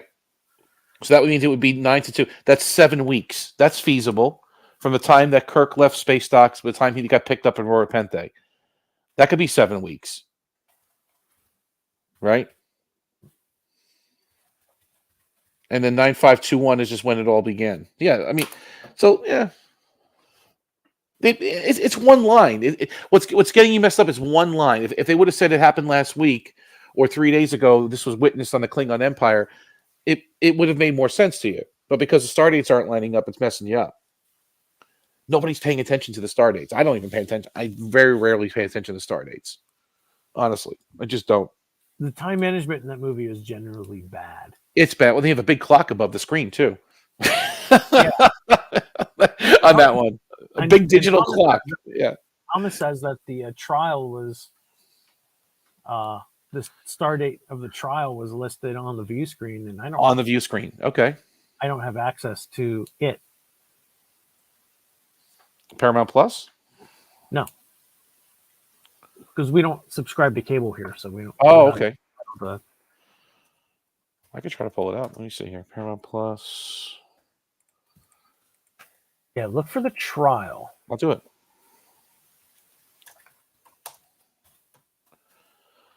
Star Trek 6, The Undiscovered Country. On Netflix here, we've got almost all of the TV series, all of the actual Trek TV series, including Prodigy. Sorry, folks. We'll resume the film in just a moment. I don't see the movies anymore. Did they take them off of Paramount? Yeah. Where are they now? Do they move? In our heads. Yeah. I thought Paramount was going to hold all this stuff forever.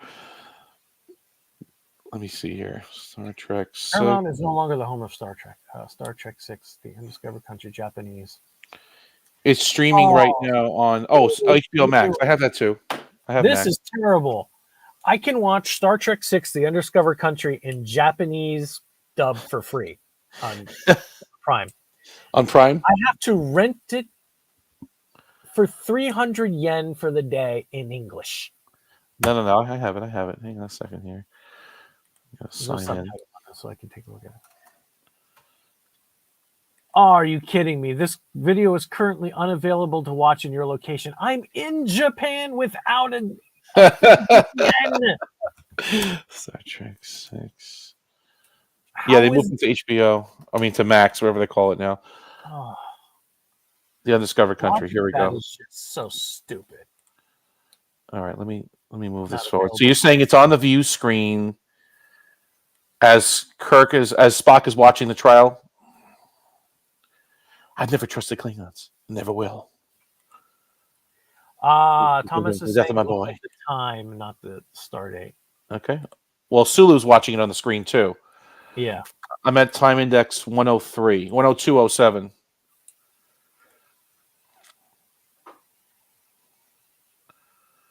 Looks like That's a good movie.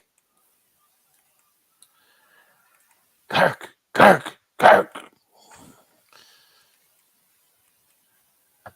Oh, we have a fan film to watch. Yeah, let's go. Let's go back to it. I can do this. We can do two things at once. Go ahead. I'm good. Sidetracked. Yes. Michaela Allenby recording. The Excalibur has been dispatched to the Cavus Alpha sector after But the point I wanted to originally make was that they're trying to set this towards the motion picture time, away from TOS, so that Okay. if there's any canon interference about who's in command of the Excalibur at this time, they're playing it safe, Got it. which I think is really smart. the starship Antilles detected massive gravitational waves emanating from a powerful neutron star. Preliminary readings indicate that the waves are expanding. Our mission is to study the cause of the phenomenon in preparation for a possible evacuation of nearby Federation colonies.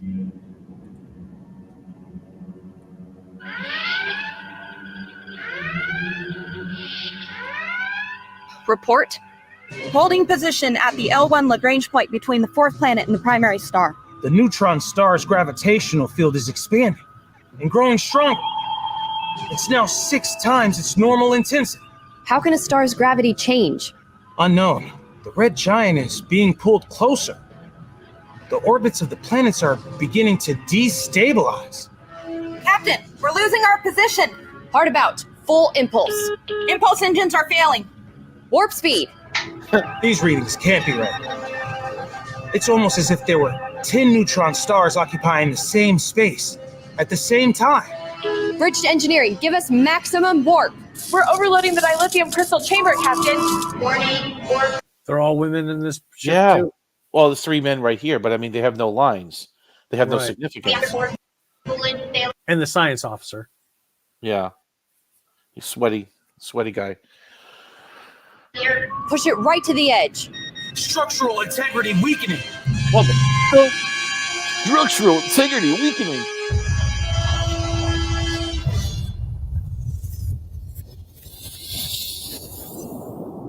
Is that the Orville? Yeah. That's the Excalibur, but from Orville. Oh, okay. Magnify. Full scan. Is that a Federation starship? The registry and transponder signal read NCC 1705. USS Excalibur.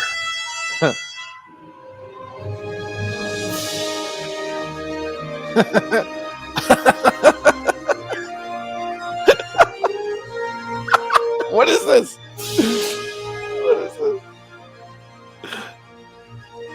That's the Picard move. Take it easy. Take it easy. Yep. Avalon Universe.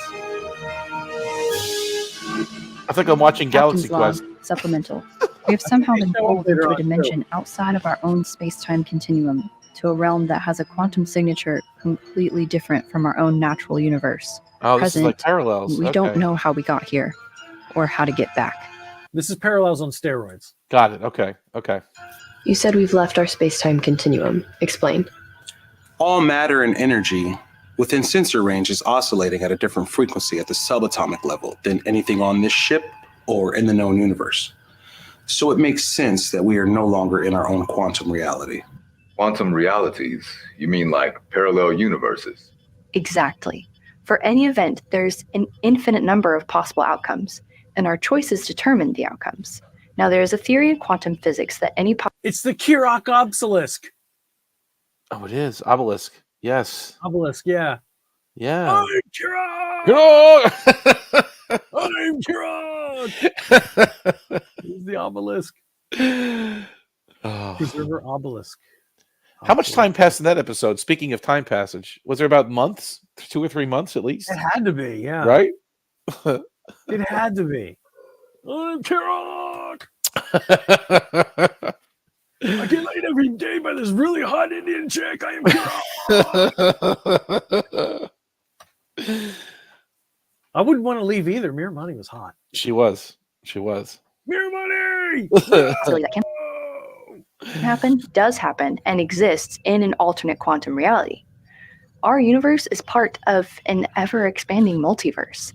There could be a reality out there where the Excalibur has a different captain, or where you never even joined Starfleet. Or one where I live my dream of being a holographic soap opera star. What? What is? That's a tribute to Robert Picardo. I didn't get it if it was. I don't understand. Because of the novel he wrote? The Doctor, yeah. But that was later on. All right. Author. Yeah, but that was 100 years later than. All right. All right. Never mind. It was 30 years ago in our time. In reality, it was about 30 years ago. It's 100 years ahead of this guy, though, right? Okay. The captain is in space weed. He is. He's definitely messed up, this guy. Chikande. Alec Peters tried to kill him. Well, kill his character. Mm-hmm. But the problem is that the fans actually liked him more than they liked Garth. So brought him back. That's funny. Hey, you didn't die.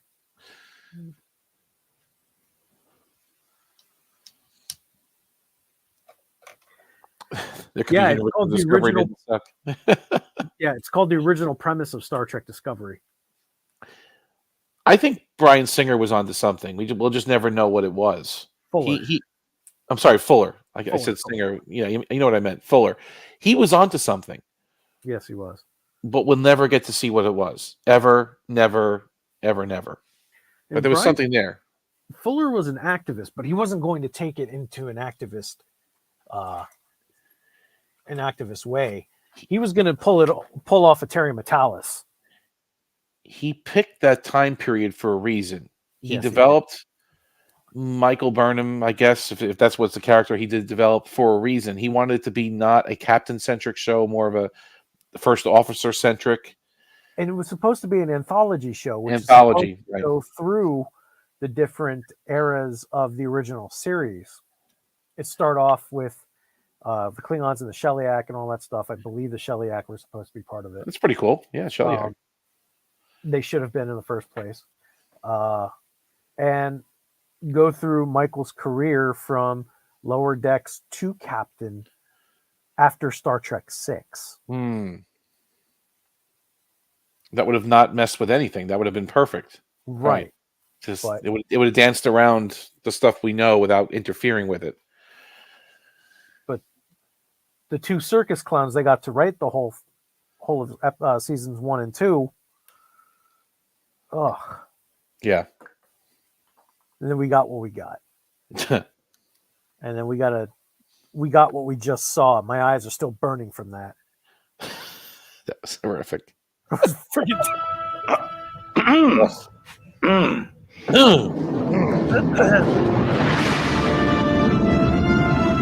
Oh no! Where did that ship come from? The Etzelverse? The asshole. We need to stay alert on the helm. That's going to keep happening. No, he said Etzelverse. didn't he? Coming in, sir. I think he meant to say asshole. This is Captain okay. Jennings of the USS Excalibur. Our life support is. Where's the lens flare? Jennings? Isn't he the guy? What's that? Where's the lens flare? Where's the Oh, yeah. JJ lens flare on that? Yeah. They forgot. Thank They you. forgot. Worse than your waste reclamation? And where's the really ugly sweaters? Antimatter. Oh, there's lens flares. There, I see. You see? There you go. Okay. All right. Emergency. Captain Allenby, their antimatter containment field is failing. All available power to forward shields. Helm, full reverse.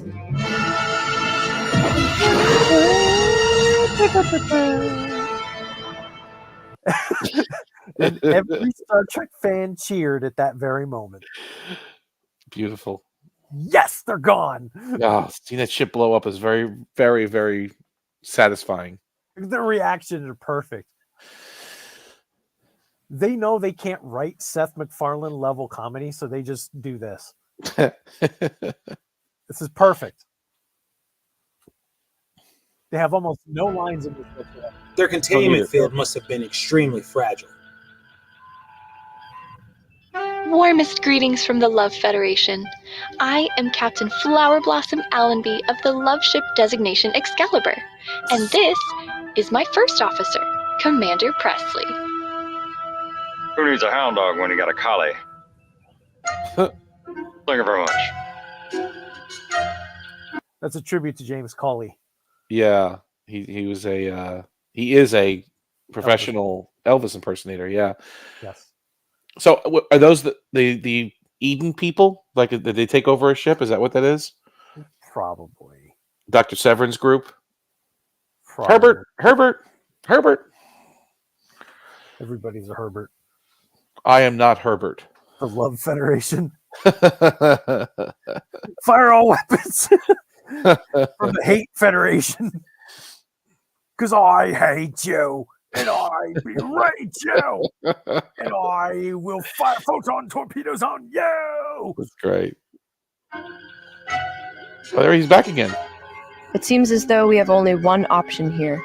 All these ships, all these crews. And notice, though, it's not from the exact same time. So you've got like TNG DS9 coming in. I did see that.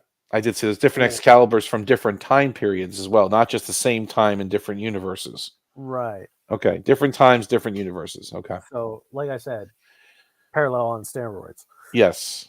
If we're going to get out of here alive, We're all going to have to work Oh, the mirror? together. Right. Mirror. Yeah.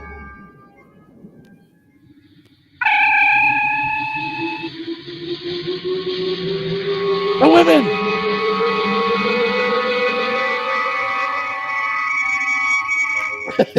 This case, the women! The women! Everywhere! I love that scene in the cage when you hear so many beeps and bloops and all kinds of crazy sound effects. The transporter sounds like it's ready to blow up. And then Nimoy, the women! Women! They've even got the sound effect from the photon torpedoes. Yo, yeah, every sound effect they can line up. The women! And look who we have. The women. The women. That's where they all went. They didn't go to Talos. They went here. As my physical body reacts in physical ways to the situation, I wouldn't mind being in this. The Cage was a good episode, man. It really was. What was it? Yeoman Piper or whatever her name was? The redhead? Yes, the redhead. Right. Oh, not Piper. Was it Piper? I don't remember her name exactly. I don't remember her name either. I don't want to look it up because we got a film to watch, but Yes. okay. So if I had my choice between Vina, number one, and whatever that yeoman's name was, The redheaded one, the younger one. Yeah. if the Pelosians asked me to make a choice, I would then ask, must I? Can I have them all? No disrespect to Majel Barrett, it wouldn't be her. It would either be Vina or the other one, or the yeoman, right? I'd keep Majel there if she was willing.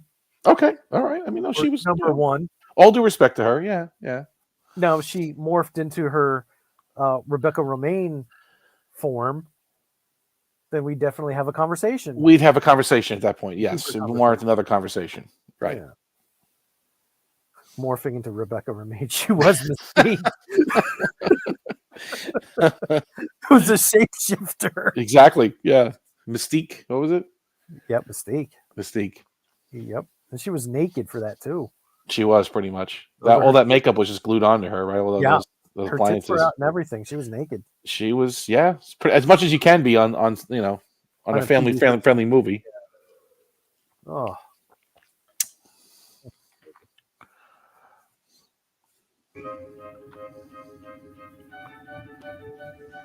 So, young 13-year-olds out there, if you ever want to see Rebecca Romaine's tits, go watch the original X-Men. The original X-Men, right? The 1996 one or whatever it was, or 98 or... Yeah. Go watch the original X-Men. Yeah. You'll see tits. Thank you for agreeing to work together. And if you're upset with me about saying the word tits, log off of my video. Well, Grow up. YouTube's going to have a problem with it, I'm sure. I'm sure they do, but I don't care. Grow up. Captain. Is something wrong, Captain? No, it's fine. I'm Captain Allenby. Commodore Amari. Chikande. And my first officer. Commander Michaela Allenby, I'm guessing. Oh, because Chikande is dead in the Prime Universe. Gotcha. Yep. Since your ship shares died in Axanar, the same quantum signature as this universe, I thought this would be a good place to start. Allow me to introduce my crew. This is my first officer, D.D. Mason, and my chief of engineering. Hi, Lieutenant Jamie Archer. Hi. Yes, as in. Nice to meet you all. As in, Something interesting, Commodore? All these universes meeting for the first time, I'm sure a lot of interesting things will happen. Commander, please escort them to the briefing room.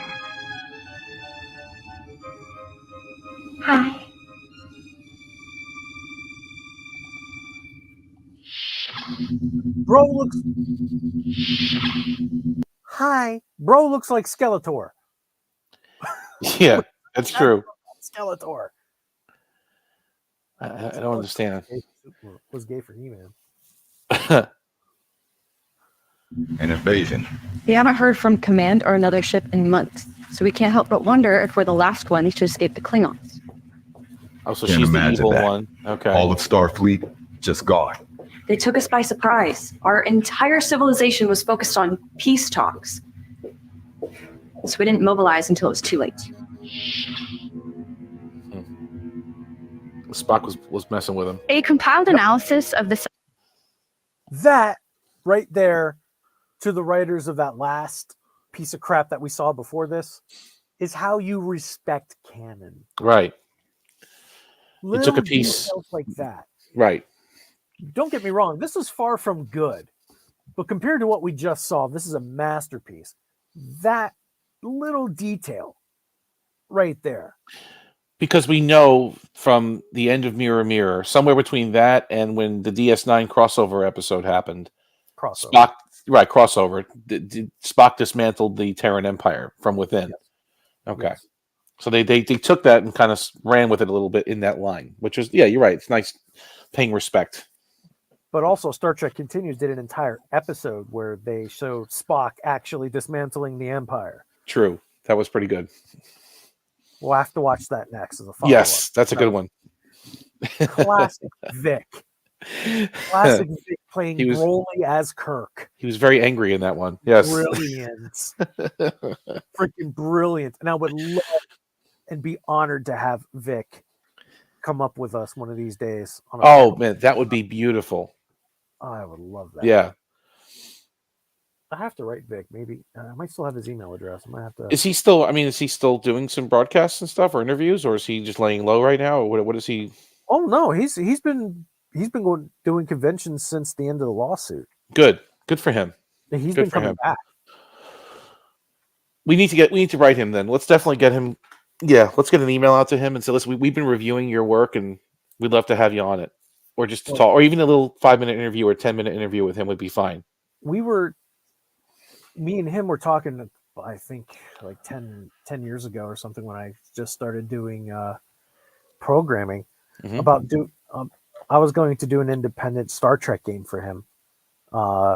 Okay. It would have been Star Trek Continues, and it would have been their likenesses in the game and everything. And we were discussing story. Then the lawsuit came up, and then the guidelines came out, and I emailed him. I said, "This is probably not a good idea," and he said, "Yeah, it's probably a good idea to hold off on it for now." Yeah. Yeah, I think he was really cool about it. So I'll have to write him again to see if he'd be interested in joining us. Yes, that would be amazing. Yeah. And we just do an episode of if he can spare that much time. I mean, even if he can't, we can get 10-15 minutes with him, but if he can spare enough time to get through a whole episode with us, that would be a treat. That would be awesome. And I would love to talk to him about all the technical stuff, because I love the technical behind the scenes stuff, like again the uniforms, the lighting, the this, the that, the way the ship looks. Like I'm sure he could talk for hours about that stuff. And and of course the script choices that they had were really interesting too. Yeah, no, that would be really, really good if we could. I'd like that. Fantastic. Yeah, I'll see what I can do. Yeah. Sensor readings from each of our ships indicates that we have all been pulled into some kind of gravitational bubble. Some kind of? Some kind. What kind of? Some kind. I know you're doing that on purpose. Good. Then you should also know that I hate vague scientific language. I think we need to be specific if we're going to get out of this. We can go on together with suspicious minds. And we can build. Not the right time, Presley. Wait. Earth Alliance. Easy now, Mama. Is Don't get all shook that up. Babylon 5? What is that? Yeah. Hey, what do you know? Oh, the Excalibur. Oh, yeah. Right. Babylon 5. Okay. And we can. That was from the show. What was it? The one after B5, Crusade. It was a spin-off show called Crusade. Oh yeah, I know Crusade. Yeah. And that was the Starship Excalibur. That's what it was. It was a new class of ship for the B5 universe. Oh. And that was their uniform. So that's nice little attention to detail as well. Yep. Is this Stargate then, I guess? Yeah, that's probably Stargate on the left, because they were Marines or whatever they were, right? Air Force or something. Yeah. Not the right time, Presley. Easy now, Mama. Don't get all shook up. Oh. Hey, what do you know? It's a cowboy version of me. I'm all shook up. Wow, you're easily impressed. The gravitational field. Sorry. It just reminds me of this theory that I've read about in which a static warp bubble could be created. It wouldn't warp space in the traditional sense, but it more create a static area of subspace. In this case, the gravity of the neutron star is being used to do this on a massive scale. How does We must go into the center of the anomaly and create a static warp shell. Static warp shell in the Devron system. The Devron says that's what this reminded me of. But what she's talking about right now is interesting. This is from an episode. What was it? We'll Always Have Paris. No. Where there was something about the density of the neutron star when they had that time distortion with the Mannheim effect. So they're digging all through some scripts, some Star Trek lore here. This is pretty interesting. Yeah. Respect. Yeah. Did this happen? We were conducting a stellar survey of this system using our new sensor array. Our sensors detected technology inside the obelisk on the fourth planet, a planet that has been dead for thousands of years. While conducting their scans, our landing party accidentally activated the I am Kira! That is the obelisk. That is it. ancient technology. My sensor reading suggested that the beam created a breach between multiple quantum realities, in effect making the neutron star more dense. I did it. Sorry, I was the one that farted in the elevator. And it also looks like the Next Generation episode Evolution, when the two stars are like the matter from one star is getting sucked into the other star. Evolution. Yeah. Yeah. And remember a little bit of Remember Me. Remember Me, right? Of course, with the warp bubble. Yeah. The Traveler. The gravitational field was magnified times 10 without the stars coming into physical contact with one another. We're theorizing that at the exact moment we tried to engage our warp engines, the Planetary Union vessel engaged its quantum drive, creating a tear in subspace across realities. So our quantum drive operates on a wider spectrum, but uses the same basic principle. With Makes sense. the barriers between realities blurred, there could have been a tear. In essence, we all fell into a subspace well, which is why we haven't been crushed by the gravitational forces. Yet. And we can't even send Lassie for help.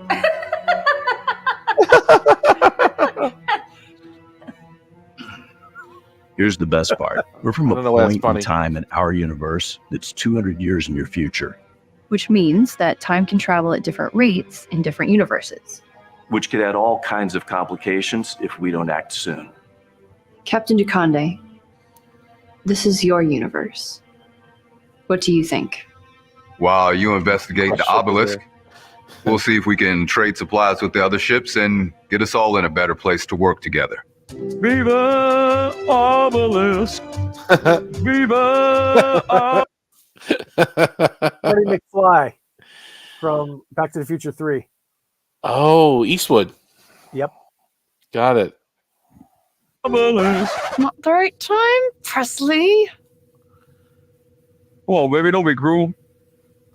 I'll meet you on the surface in 30 minutes. Come on, baby, don't be cool. Dismissed. Hey, come on, baby, don't be cool.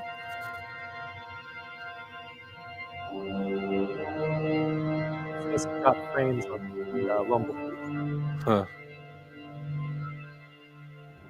What happened with Rumble? I'm sorry. I'm seeing some drop frames on Your ship seems to Oh, be is it? Okay. significantly different than most of the other Constitution class ships trapped here. Yeah, most of the new He's wearing a systems on hoodie? our ship were pioneered about 10 years ago on experimental line of Where ships is called this guy Crossfield from? class. I've never heard of it. He's from the douchebag verse, probably. Yeah. The New York cabbie verse. Yeah, you don't want to know about the Crossfield. Crossfield's no good. Piece of No, junk. this Crossfield looks cool because this isn't the same Crossfield. It's got the TOS style Crossfield the way it should be. Oh, I see what you're saying. It's not the it's the Ralph McQuarrie Crossfield, not the one we ended up with. Shit verse. Well, this is the Glen. Yeah, the Glen. Whereas they were Recovery, also right? experimented Yeah. with the new. Yeah. Oh, the Wolf, Reynolds, Tessie. What is that? How about those? The Glen, the Wolf. These are all astronauts. Oh yeah, but the Glen and Discovery are the Crossfields that we know of from Discovery. Yeah, and in the original timeline, these guys don't exist. Okay. Because it stopped, it failed with Discovery, and then it said stop. So Well, the Glen blew up too. I mean, essentially, right? Yeah. So got twisted and turned inside out. yeah, that spore drive. propulsion system, but couldn't get it to work. Eric, why is everyone looking at me the way that you've been looking at me for the last hour?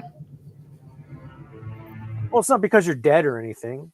What And that miniskirt's really becoming you.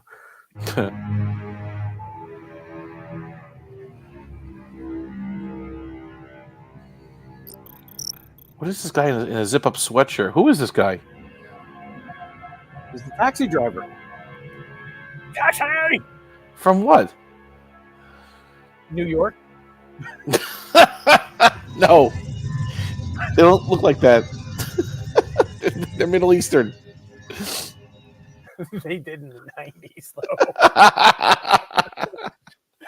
Yo, where you want to go? You want some pizza? They're all... I want some pizza. Get in the fucking cab. Yeah, no. It's Indian, Pakistani. Yeah, take your pick. Nigerian. Yeah, take your flavor. Pick your flavor of scam. Yeah. I'll take a chocolate scam with mushroom. Ugh. We need to find a way to activate this control panel. It appears to draw power directly from the planet's molten core. Intriguing. We need to be careful with our scans. The last time the console was scanned, the landing party set off some kind of defense sequence. Without scanning it, how in the hell are we supposed to figure out how not to trip another booby trap? A little less conversation, a little more action. Presley, be careful. We've never encountered anything like this before. Remember that wise man who once said, "Only fools rush in"? This guy is one of the best minds in his universe. Boy, are they screwed. This thing could be loaded with traps. I really think you should take a step back. Not yet, Flower Blossom. I just can't help believing. I just can't help believing that this time this console's gonna. Presley, speak to me. They don't move. I can't help falling onto the floor. Look, he deactivated the traps. It's working. We wish. Feel my temperature rising. Help me, I'm flaming. Must be 109. I'm sorry, but I have to get him back to our ship. We'll continue on here. Good luck. Love Ship Excalibur. This is Flower Blossom. Medical emergency. Beam Commander Presley and myself directly to sickbay. Yeah. Groovy. Groovy. And you're even having an acid trip as they beam away. Ladies and gentlemen, Presley has left the obelisk. Incredible. The beam isn't just opening a breach. They put a rim It's shot using the in there. neutron star as a gravitational lens to scan alternate quantum states. It's looking at the future of infinite universes, which Stargate. explains why the tear is expanding to more quantum Stargate. states, and it will keep expanding until we stop it. Let's go back and play Why with the it. tear is expanding to more looking. Okay, so we've got Farragut, which is coming out with something new soon. Yeah, I see that. R4. Star Wars. Yeah, Star Wars. There's obviously the Orville. At the Stargate. future of infinite universes, which explains why the tear is expanding to more quantum states, and it will keep expanding until we stop it, threatening infinite Starship Excaliburs in infinite universes. What is that? JJ? What is? Yep, there's JJ up there. Yeah. Pacific 201. Pacific 201. Right Are there there. puppets down there? What is that? Is that like Puppets? Yep. That's the Okay. Muppet verse. the Muppet verse? Got it. And worse than that, it could tear a hole in the multiverse. Vic. Star Oh, it's Trek. Vic. There he is. There he is. Yep, some other Star Trek fan film there. Yeah. Itself. We found these obelisks on other worlds in our reality. They were created by a race called the Preservers. Seeing this, The Preserver. suddenly so many of their Right. actions make sense. Yep. They would move endangered species to new I just keep wanting to press pause and see the different fan films that they've got there. Yeah. homes across the galaxy. This must be how they ran their predictive models and figured out who to save. In our universe, they went so far as to place an energy barrier around the entire galaxy. This scan is going Interesting. beyond able to scan so many possible timelines. The very dimension where the multiverse converges. The cosmic data The stream. energy barrier. I wonder if all Michaela's Allen. Yeah. So is she talking about the Great Barrier from The where no galactic- man has gone before? Like, yeah, the Galactic Barrier? Yep. Interesting. Galactic Barrier. Call it that. Proper grammar. Nice. Not to be confused with the Great Barrier at Kapa Pa Pa Chakina. Shakari. Shakari where the walls fell. Shakari with the walls fell.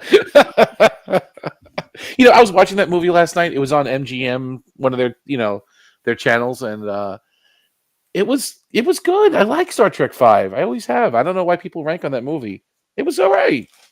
Yeah, it's all right. Yeah, it wasn't bad. There's Starship Intrepid. There's the Galaxy Quest version with A Starfleet vessel coming up right behind them. More gates. Somehow, the preservers learned how to scan the Another couple good fans. cosmic stream itself. Astonishing! This would give them unlimited knowledge. But it begs one massive question. What happened to them? Maybe they went there. Were they combined with infinite versions of their own doppelgangers, becoming infinite beings existing in a state where space, time, and thought all become one? Deep breaths, Michaelis. It's a question we may unfortunately not have time to answer. It looks like we can close the breach by reversing the frequency and simply shutting it down. But we still have the tear to worry about. If we move our ships together and emit a broad spectrum warp field, that might reseal the tear. And create a static warp shell. A static warp shell. It's going to be quite a feat of engineering. We'll need to figure out the precise frequency to harmonize the warp fields of every ship. I have an idea about that.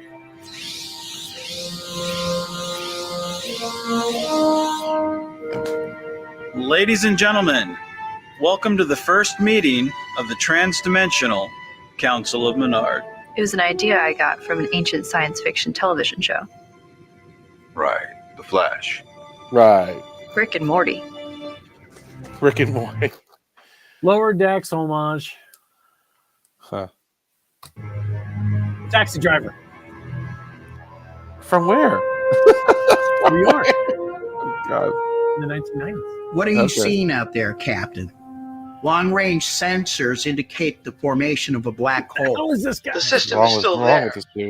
We can see it. But it's being distorted by gravitational lensing. Gravitational lensing at this distance? I can't understand it, Admiral. The entire system has collapsed into a gravitational phenomenon we've never encountered before. The Excalibur? There's no sign of them, sir.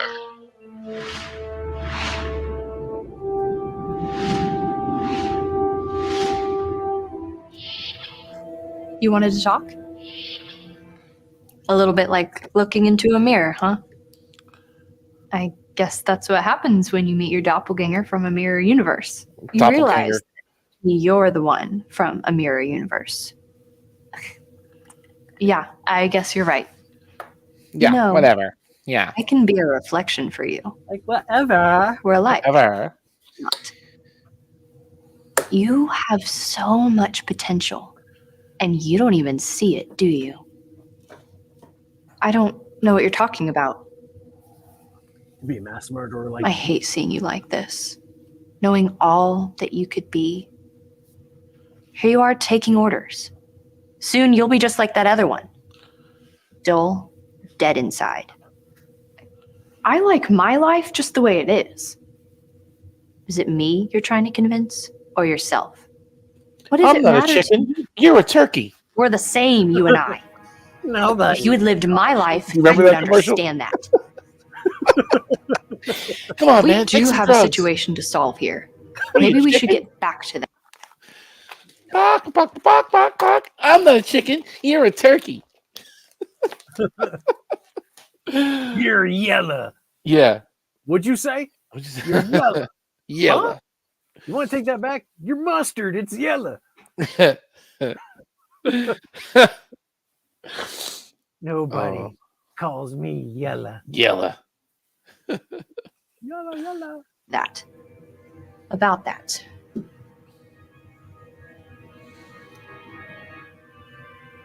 Let our ship be the focal point of the energy beam. But that's the most dangerous part of the whole plan. I know how you doubt yourself. Let me show you what you're capable of. That you have the courage to do whatever it takes. You have the intelligence, the drive. What you deserve is the honor, the prestige, the respect. You don't have to be this message. Here we go. Silly, clumsy girl. You can be powerful. I know that's what you've always wanted. Strike me down with all of your Letting it flow through you. Yes, I feel your anger. At my side. Dun, dun, dun, dun, dun, dun. Right strike. I'll be right back. I'm going to let this play. Go ahead. I got worse. But I don't. This is a once in a lifetime opportunity to learn from the road not taken, and you should take it. You're a fool if you don't. Oh my. Okay.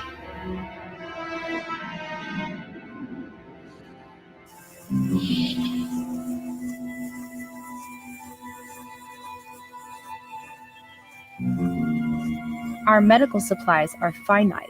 I would suggest trying to avoid careless injuries. Well, you know, we wouldn't be in this situation if you Vulcans hadn't weakened the Empire with your delusions of peace. Spock was weak. I am not. Hey, take it easy with that thing. Oh, your agonizer, please. What is that, like a tide stick? Your What's setting she is using too there? high. You need to knit the bone slower, or it won't mend properly. And what is it? Is that the Strange New Worlds You may leave sickbay, Chief Waldron. Not sure. Discovery? What is that, uniform? Okay. I'm not sure because I just came That's a back crazy here. tattoo she's got, too. If that's real. Oh, yeah, that's the disco snurl. That's the disco uniform. Okay. Yeah. I was thinking of Setting Nurse is too Scalpel. high. You need to knit the bone slower, or it won't mend properly. You may leave sickbay, Chief Waldron.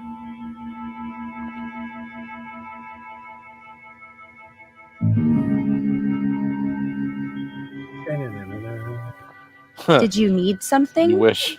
I'm just here to deliver these medical supplies. I guess so that you don't have to torture your patients. Just put them down where you're at. You may also leave sickbay.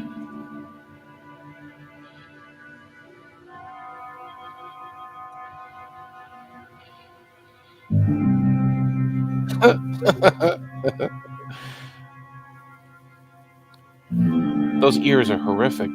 They are. I mean, they have like elf ears. They're not even. They're not Vulcan ears. Thank you, No, they're Captain not Vulcan DeConde, for helping us with provisions and medical supplies. Lending a hand is what we do. What we Besides, do. Appreciate the tour of the ship. It's interesting to notice the subtle differences. Some not so subtle. Yeah, like the sword on the door. I hate to ask, but I noticed some of your crew members carry scars. The sword on the door. Look like they've been in the fight of their lives. But not you. And that giant booth in engineering, I don't know Yes. what it's for. Agony booth. I don't know. Yeah. That poor soul that's in there screaming for his life. One of those not so subtle differences.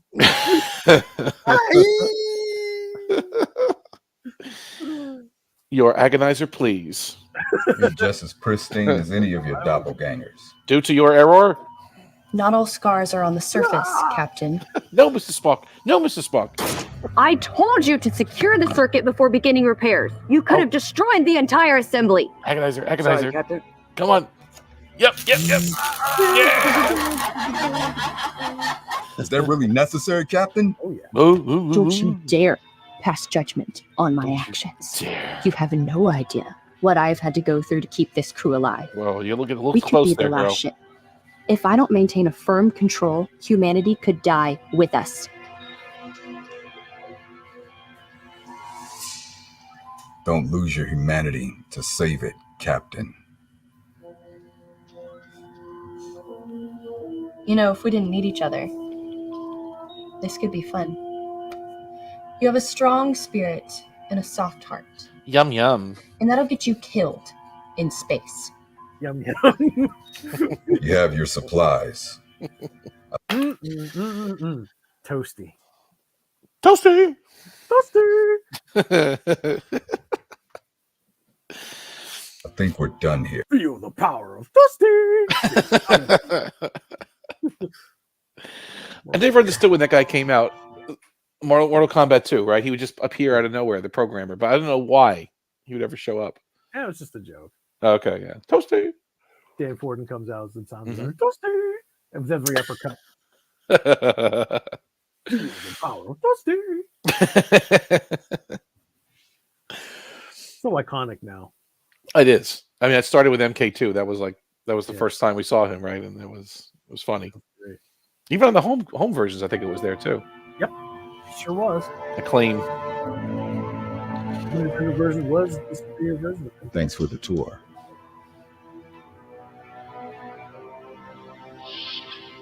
Yeah. Bye. Thanks for the tour.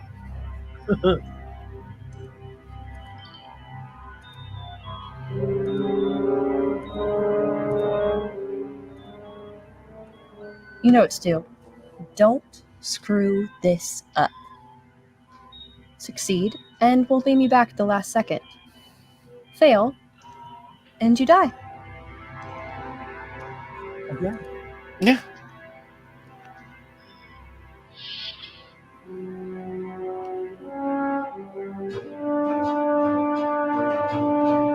I don't get these uniforms. They're just wearing T-shirts, like black T-shirts. Yeah, well, they're being ravaged by the Klingons and Pegasus right now, so there is no Starfleet. Okay. The whole of humanity is about to be taken over to Tarak Nor. Yeah, by the Alliance. Yep. With their bisexual hot attendants. Intendant. Kira.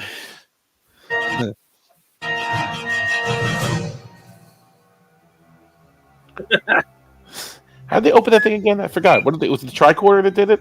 Or the communicator? Something did it, right? It was something. Archer 2, my nerd.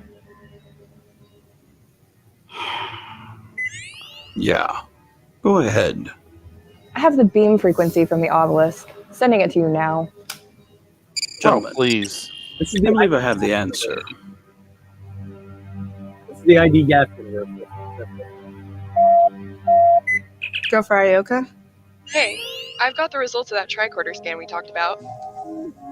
Got it. Thank you. By the way, I love the tat.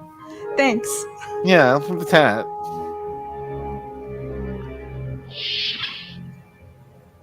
Reserve battery power down to 53%.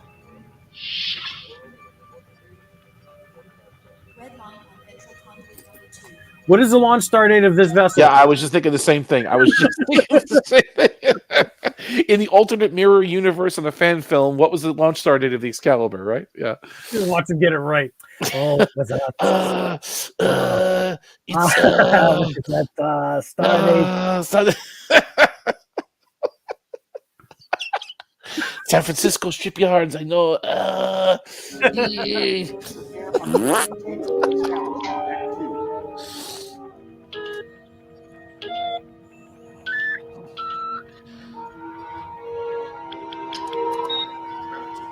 This is an odd universe they're in.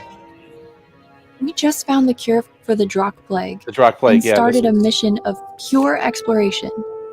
And then this happens. First time doing a multiverse adventure? Chakande to Allenby. You're up. We're ready on our end. Allenby out. Guess it's time to go home. Whatevs. Did you not snarl so much? Yeah. BSG, Star Wars, some anime. He's Marucha Kamado. Oh my! It's flying in space. Yep. Kind of like looking in a mirror, huh? Not the first time I heard that. Yeah, I guess. It's fascinating. We're the same, but not. In a way, I envy you. Me? Of course. I miss the blue uniform. No weight of the universe, just pure science. I'm glad you stuck to what you loved and followed your heart. I'm sure Dad pushed you to command like he did me. I bet he's really proud of you. You know how Dad is. He calls me twice a week. He cried when I got my command braids. Don't get me wrong, there's nothing that compares to commanding a starship. That is because he's. But I prepared my whole He's life dead, for this yeah. because I wanted him to be proud of me. It wasn't until I got here that I stopped to ask myself if it was what I really wanted. I let the training distract me. I thought that being what everyone else expected me to be was the right thing. The daughter of a revered admiral. It was my destiny to command a starship. Hey, John. You want to come on up, John, if you got the time? We're having a lot of fun. This is our second movie. You came on the right movie. You missed the first one. Don't even bother with that one. Well, you honestly should have come for the first one. It would have been awesome to get your reaction to that crud. Links at the top of the chat. If anybody wants to join us while you're watching live, the link is on the top of the chat, or the second message in Rumble. So here I am, This is a long turbo lift. Captain Allenby. It is. But you, I mean, they've been through about 15 decks already. Yeah. you're Michaela. Your life is your own. Yeah. I suppose if the wise captain were to have any words of advice, it would be to live it how you choose. Command, science, adventure, Now it's just stopped. live it for you, and not anyone else. This is terrible. Yeah. Deck 78. Oh, there's the Excalibur from B5. Right there on the left. See that triangular shaped ship right there? That's the one from Babylon Universe. Yep, right there. That's the one. TOS, there's Yep. the Sovereign class, there's BSG. Is there a Defiant class over there? What is that on the far left? Right there. There's a Ferengi Marauder. Right there. No, down, right below that one. That one. What is that? No, that's Galaxy Quest. Oh, Galaxy Quest. Okay, got it. There's an NX refit over here. Yeah. There's a looks like a what? Excelsior. Excelsior class, yeah. The Yamato universe. There's another Galaxy Quest here. There's a wing of the freaking Scimitar. Star Wars is down here. Wow. The TOS timeline, another Sovereign. There's a Klingon Bird of Prey version. Mm-hmm. Couldn't say it. I don't know what that is. The energy beam from the obelisk is reversed. There's a Futurama. Oh yeah, look at that. Oh, there's a Defiant right there. Is there a Vulcan ship up there? Is it a Vulcan? There's a Defiant right there. There's a Defiant. No, that's the No, to the right in the middle, like 12 o'clock. This like guy? around. Yeah, no, left. This? Right. No, right.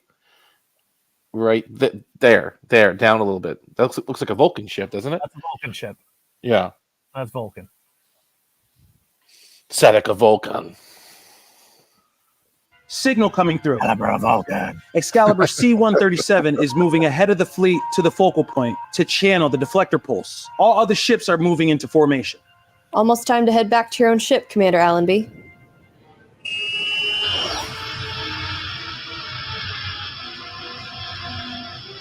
Dun, dun, dun. Dun, dun, dun. The barrier is starting to reform. The lead ship is starting to phase. They're not phasing back to their own universe. Mr. Worf, fire. They're phasing to mine.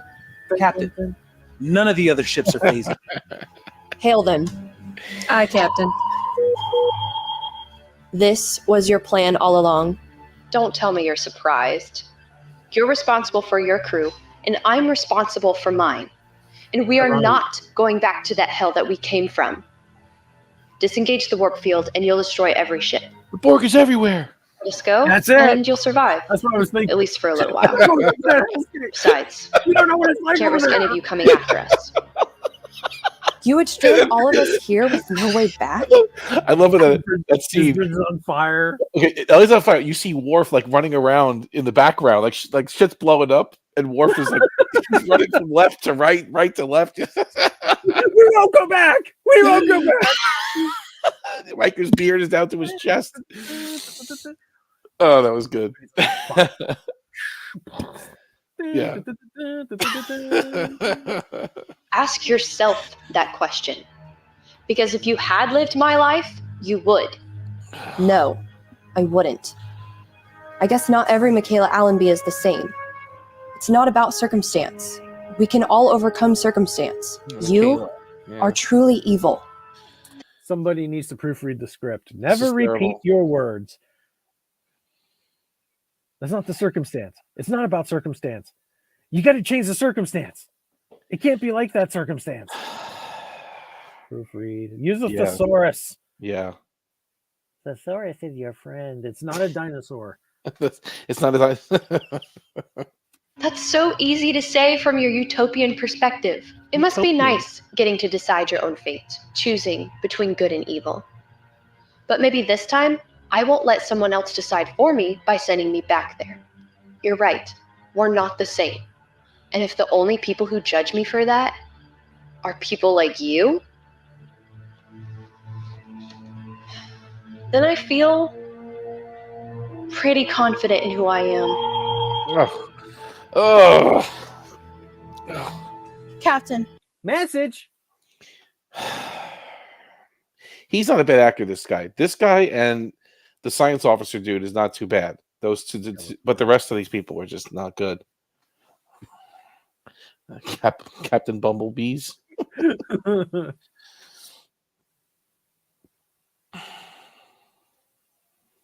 We're not phasing into our own universe. Sir? Sir? You ready for that second deflector pulse? Archer. Yes, ma'am.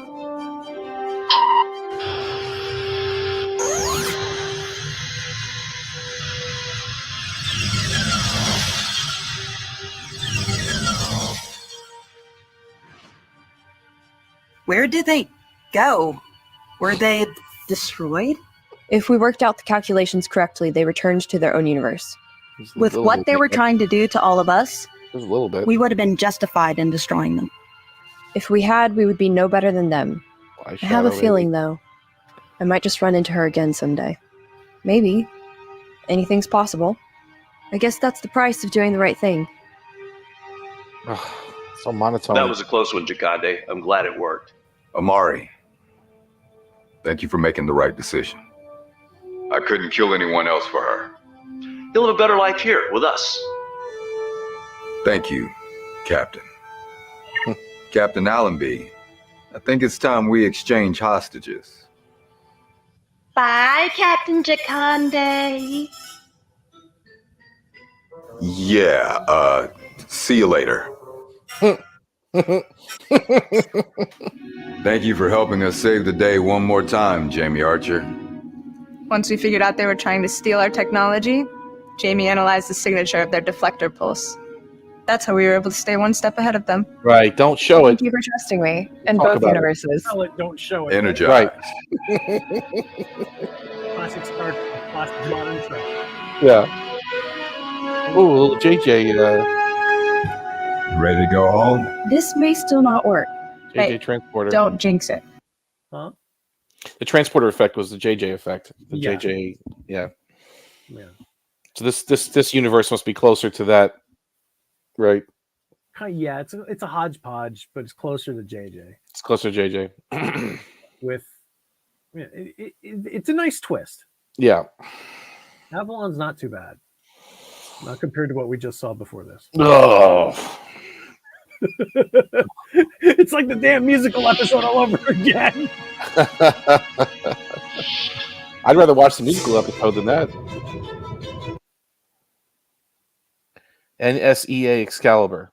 I'd rather have both of my eyes gouged out and fed to me than to see either of those. No, you can sit through the musical episode. You can, because you've seen it already. You already know what to expect. It's not that it's not that bad. Why you always these colors. The Klingons. I know the Kling. The Klingon.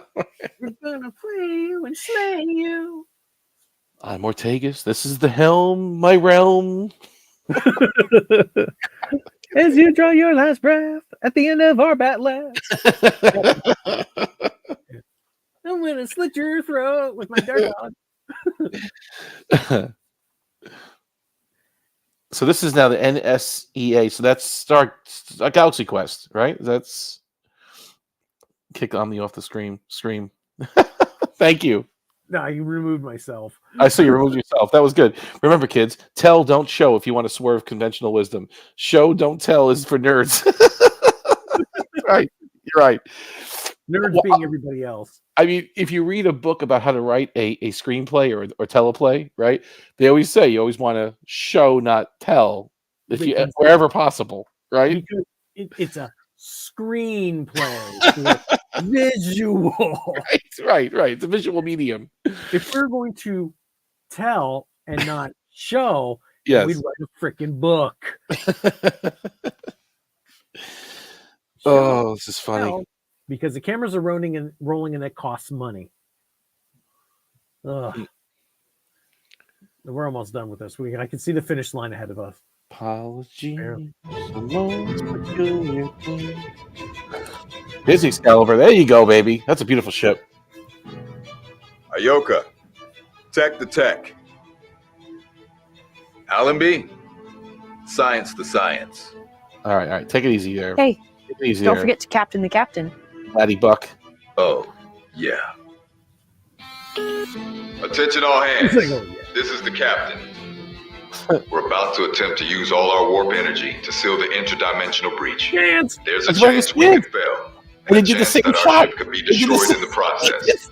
This isn't going to be an easy ride, but I know that we can get through it together. Commander Presley, You got I Chubb love on there you too. all. 1969. We are one. Yes, it is eating people. As Yeah. one. There's All one. I ask is that each of you give your best efforts, and we will give you ours. But that's been an funny. honor serving with all of you. Chakande out. Mass Effect?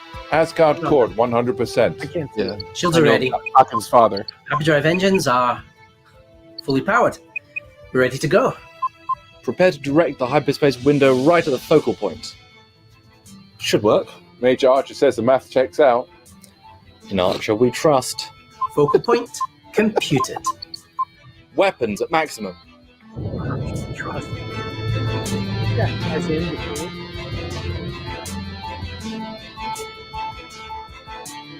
That's Never from give up. Galaxy Quest. Never surrender. The Union ship is moving into position. Fire.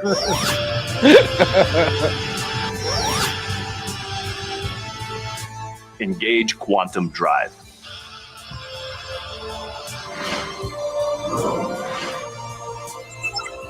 Here we go.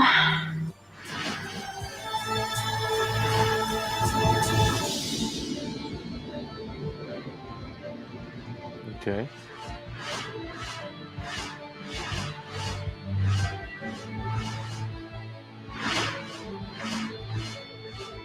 There was a Was Vulcan that a ship. Cylon base star?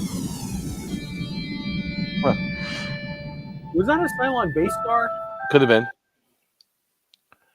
I didn't watch the new Battlestar, so I can't say 100%. But The base stars were brought over from the original. mm-hmm. Cylon base star Excalibur. Confirmed, it was a base star. Yep, there you go. You can plot it. Thomas agrees.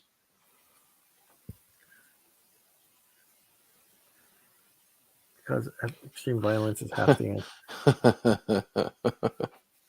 First half of the answer is knowing. The second answer is second half is knowing and violence, knowledge and violence. Weapons at maximum, yeah. No, be laser phaser order.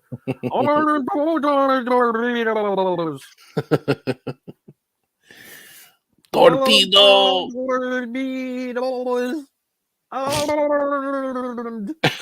Away. Lips with your finger while you're doing it.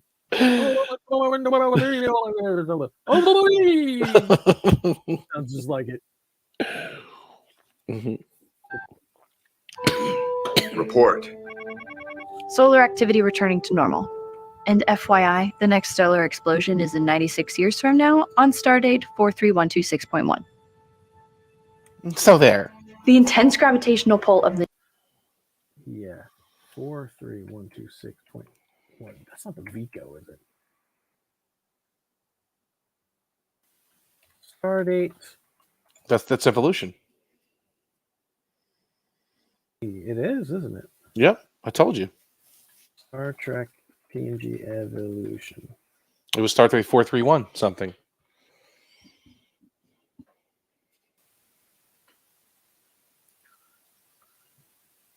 Because it had that look with the red star with the swirling stellar matter going around the neutron star.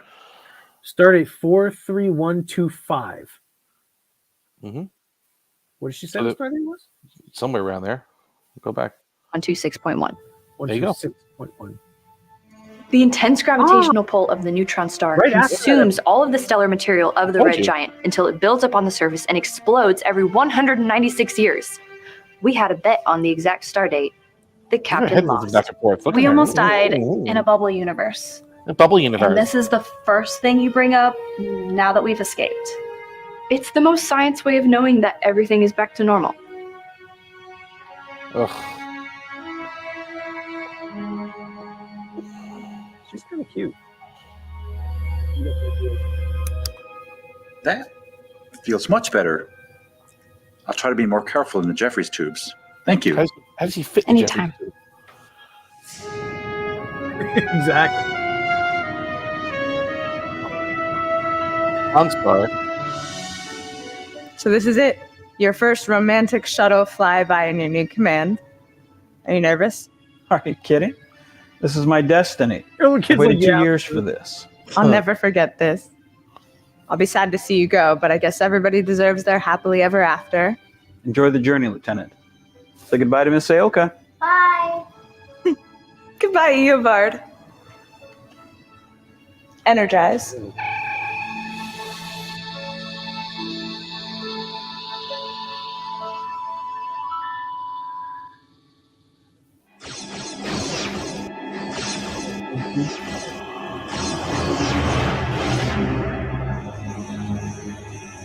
You sold us out. You'll pay for this.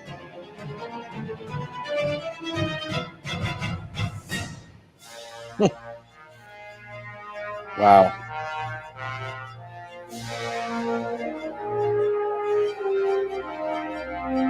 I mean, the visuals weren't bad. These 3D models of the ships were pretty nice. Well, there's after credits coming up.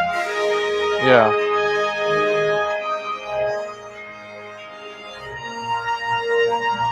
I guess Samuel Cockings helped out with this.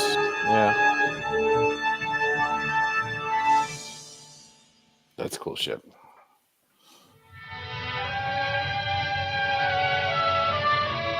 If I ask you to leave your career, would you?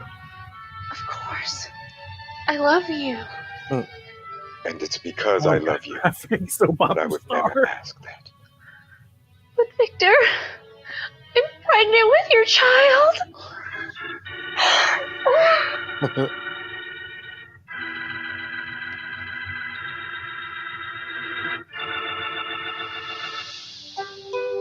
Like ticks on the chronometer, so are the star dates of our lives. If only. If only. Yeah. As the starship turns. Joshua Irwin. Let's see here. Or breaches.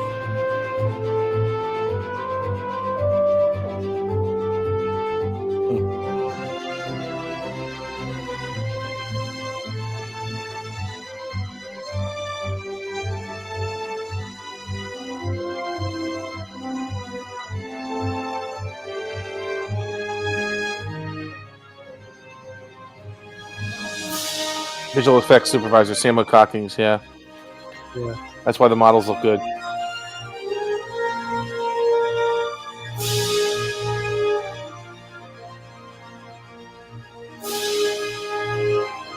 Those are all the screenshots. So those, yeah. Warp 66 Studios.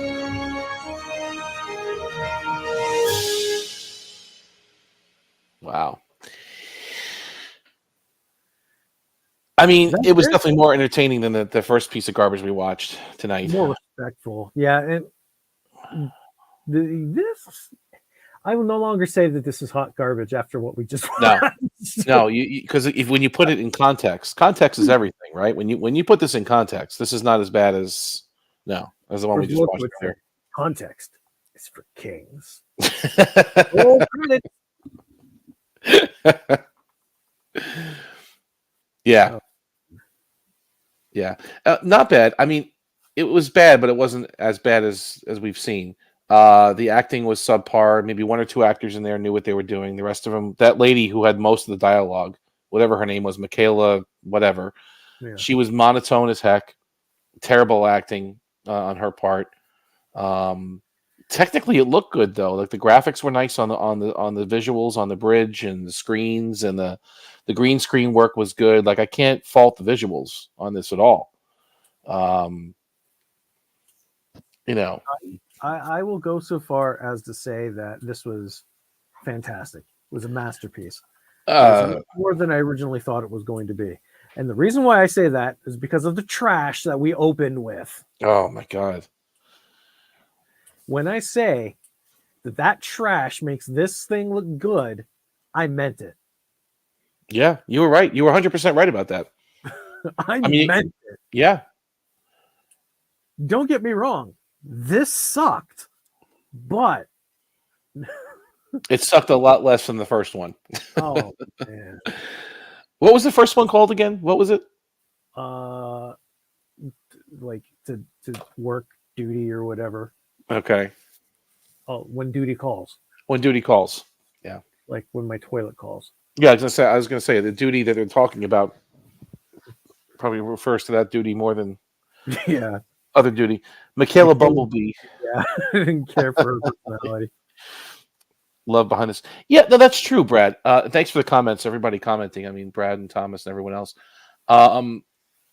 To do a production like that, I'm not gonna. It takes hours and hours and a lot of love and a lot of takes and a lot of this. It's not easy. I'm not making it sound like I can get up there and do it. I can't. I wouldn't be able to. I'm not an actor, But I don't know. It's how do I put this? Maybe it's better off to hire a semi-professional to do it instead of you. May be the most passionate behind the project, but hire a pro to do it. Hire a guy that maybe is doing stage acting in the local area, and he won't ask for a lot of money, right? And a starver, or somebody who's starving. Exactly, starving actor. Try to find one of those and say, listen, I know I'm the one that has passion for this, but I'm going to direct you and I'm going to get you into a place where you can act like this Starfleet officer, and maybe the delivery will be better. It won't be so monotone. It won't be so just wooden. I've used that term before, that wooden kind of acting. Again, I'm not, I know how much work went into that production.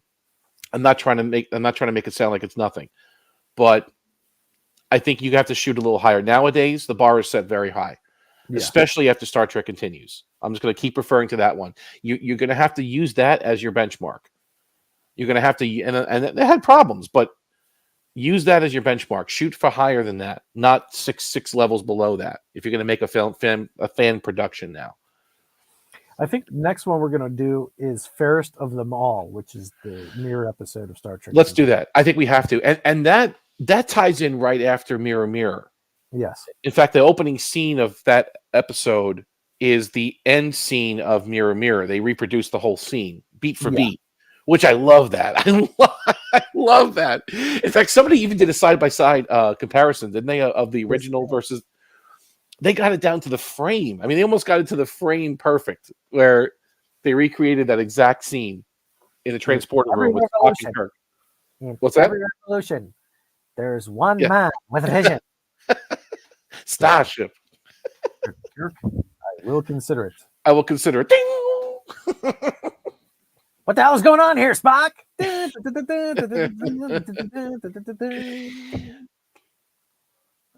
know, credits. A command of your own. I could swing that too. I can get that for you. I can get that for you.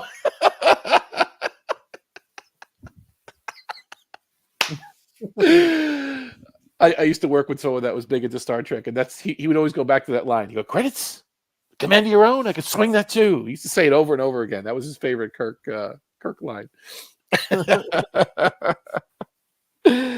Is that what you want, Mr. Spock?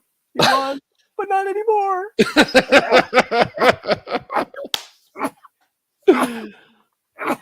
Bless you. Thank you. Oh man, He was, but not anymore. You're falling apart like a Commodore Decker over there. Yeah. I remember hearing about the live action Milan actress was emotionless because showing no emotion preserves her beauty or something like that. This was a step above that. I suppose it was something. Yeah, these are made a good Vulcan. No, interesting. And I haven't watched much of the Avalon stuff, so maybe there's a lot of references in here that I didn't get. Maybe I missed some of these things that they were talking about or whatever, but I didn't. A holographic soap star was funny. Right, like I didn't catch that reference, but it was funny. No, good stuff. Yeah, it was. I'm gonna have lunch. Yes. Thanks for doing this with me. No, this is listen, I look forward to this. It's a little bit last minute, but I'm glad I can squeeze it in. And I look forward to these, honestly. We have a lot of fun. Oh, this was fun. Yeah. But let's do that next one, fairest of them all. Let's definitely do that. Without any curveball discovery crap. Yes. And exactly. That's painful.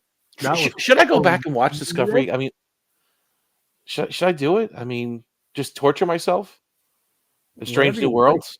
It's your eyes. It's your sanity. I mean, right now I'm rewatching Babylon 5 because the Blu-rays just got released in December last month. So I'm on season 2 right now, and I'm loving it. I'm savoring it. I'm drinking it up because it's in Blu-ray high definition. It looks amazing. So those of you that are into Babylon 5, it's available right now on Blu-ray for the first time ever. And they really did a good job upscaling it from the original film negatives that they had. So it looks very, very, very good.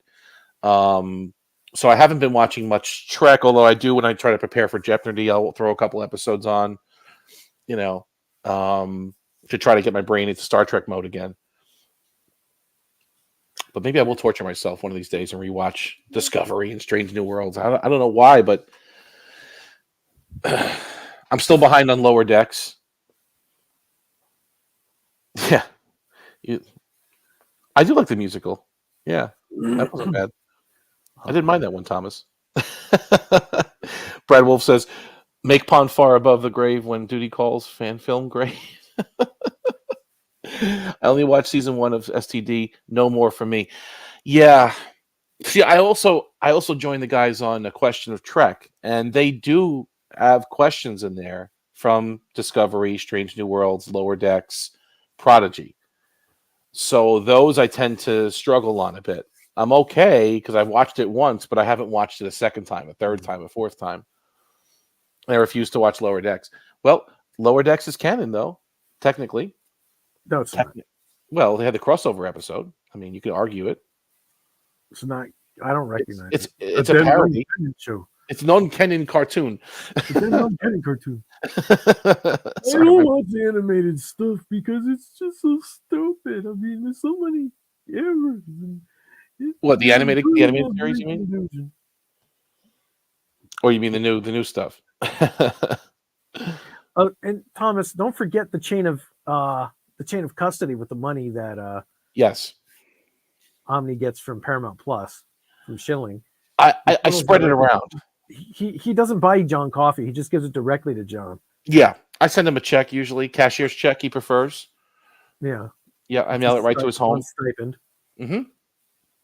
Or sometimes I'll do bearer bonds, or I'll do Venmo or Cash App, but whatever John prefers. Yes, I get paid from Paramount Plus, and I spread it around nicely. So, and then Patrick sends somebody else money and gets the answers. What is it?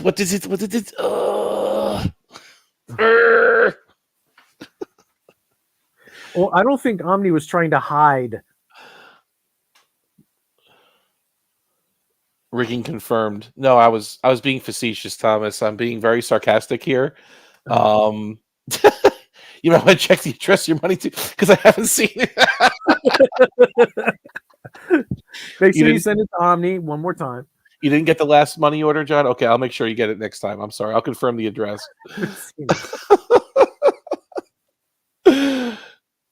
Oh God. Oh, he just posted something in what is it?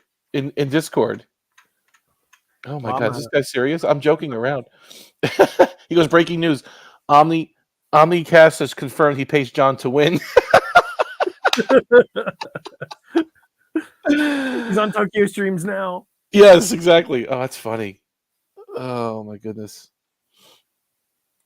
Guys, it's called sarcasm. Please. Oh, now you won't be able to get away with it because this will be clipped 6 times over by Thomas and Cinnabon. Yeah. Oh, that's funny. I'm here all week. Bullshit. It's rigged. It's bullshit. Rigged. Oh, guys. Well, let's welcome to 2024. Let's hope it's a good one. And let's hope we have nice streams like this. Fake news. Fake news. He just lit a fire on Discord right now. Fake news. Fake news. You're a faker. Sit down. You're a faker. Yeah, you're fake news. You are fake news. Have a seat. Sit down. Fake. It's going to be great. Shining eyes. Fake news. I miss him. I really do. Maybe soon enough. Well, this stream has officially been shadow banned. Oh no, they're talking about Trump. They're not censoring the word Trump either. Oh hey, no. YouTube. Trump. Why'd you do that? You just trashed YouTube. It's over now. We're done. We're done. Okay. Good for them. I've got Rumble. I'll be getting twice as many views on Rumble anyway. Fake rumbles. Fake news. Fake views. Fake views. Fake views. We're going to take away half of your genuine ones. You can't grow, okay? You just can't grow. Not on my platform. I don't know. How can YouTube take views away, though? I told you not to say. You're going to pay the price. Fake news. You're a fake YouTuber. Fake YouTuber. Tokyo Gaijin, sit down. How could you go from 35 views on YouTube down to 20? I don't understand how that's possible. We were at 40. We were 39. They hate you. They took 19 from us. You are a radical expatriate. Do you understand that? You are considered a radical expatriate. You are banned. You are this close to being banned from YouTube. You know that. I'm not surprised I would not be surprised if that was actually the case. Absolutely not surprised whatsoever. That's funny. Yeah, well, at least they're keeping us at 19. It is officially the worst performing live stream I've done in a long time. No, because they're hiding it. It's not. It's on no algorithm. Even if I type in Tokyo Gaijin on YouTube, I get 3 other Tokyo Gaijins before you show up. Like they're burying you in every which way they possibly can. So you sealed your fate with YouTube, unfortunately. You may have to change channel names or do something like that. But 12 views, 3 live views at the moment. Yeah, and one of them is me, but I'm paused. One of them is me too. So that's 2. Which officially makes no sense. Right. One of them is John. Right now, but in the house, we have you, me, John, Brad, Thomas. That's funny. I mean, that's it. So that's 5. Where are the other 2? Unless they're not counting us because we're on. Maybe it could be. I don't know. Or unless they're not counting me twice. Because I paused it. I'm not playing it right now. It's in pause mode. So maybe I'm not showing up as a live viewer right now. Probably. That could be why. I did it just to look at the comments and, a couple other things, but I'm not playing it. I've got 3 watching on Rumble. That's good. One of them is me. Because Rumble doesn't count myself as my channel. We're officially in an echo chamber. Yeah. Yeah. Hello. Echo. Now back, Mike. Piazza. It's funny. And Brad Wolf confirms that yes, I am being buried on YouTube. Oh yeah, no, it's totally confirmed. We're not even joking either. No, it's 100%. You're because you've done some political things, and I think that's sealed your fate. If you kept it to Star Trek, and you kept it tight, you'd be fine. But you haven't. You veer into different directions because that's you want to talk about certain things, and you're done. You're toast. They haven't banned you officially, but the algorithm is not favoring you. You're not going to show up in anyone's feed or suggestions or nothing. It's not going to happen.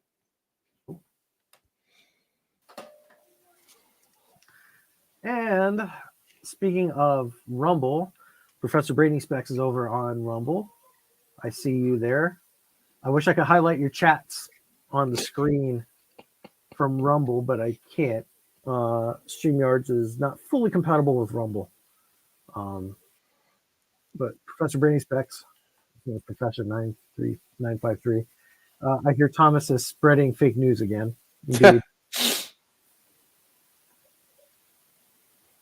It's the chain of custody about the money that Omni's getting from Paramount Plus is not making it over to John. So, although someone's posting on Discord that it is. Funny. Let's see. So, yeah, this is. I think we're just going to stick to Rumble because nobody can see our streams anymore anyway. Well, yeah. I mean, if you want to do that, or maybe start on YouTube and people can migrate over to Rumble because Rumble itself, it doesn't have a huge base. Maybe when you do go live and someone has the bell turned on for you on YouTube, they're getting notifications that you're going live. Sometimes they don't even do that. Like John is no longer appearing on my feeds either. Okay. And I'm subscribed to him with notifications turned on. Mm-hmm. So I think even the bell doesn't even work anymore, huh? Yeah, I think possibly I might have to stop appearing on Jeopardy because now I could be hurting John's channel. But it's not. You're not hosting it. It's different. You're just. It doesn't matter. It doesn't matter because YouTube actually goes through content and comments. So then, don't comment in there. Then at that point, it won't know if you're in Jeopardy playing. It won't know that you're in there because that's through StreamYard. But if you comment, then that's a different story. No, if I chat, yeah, it monitors the chat and it does monitor the content of the channel. Of course, it monitors the content of the stream. Otherwise, it wouldn't be shadow banned. Thomas Potts just put breaking Jeopardy news. He put a clip of us talking on Discord on YouTube. You told him to do it, so. Oh my god! I told him to do it. I said I knew he was going to do it, and he did it anyway. That is so funny. It's all right. Oh, who cares? Everyone knows I'm being sarcastic. Enjoy the fun. It's funny, yeah. Well, yeah, John, I haven't looked at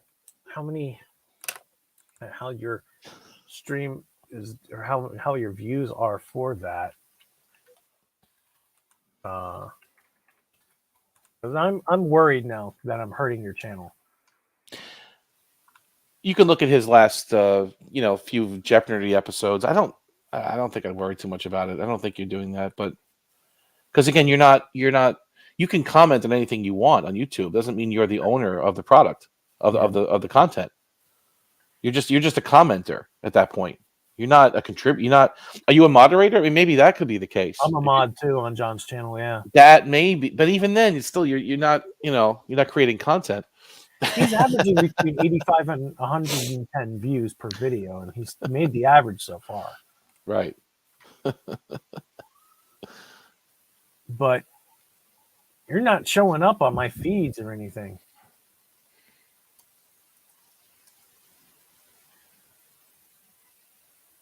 Yeah. The last I checked, the placeholder video wasn't even mentioned on my front page. Not at the top. Usually John's videos, the Jeopardy for the next installment is usually at the top of my home screen in the first 2 rows of videos. I actually have to dig for this.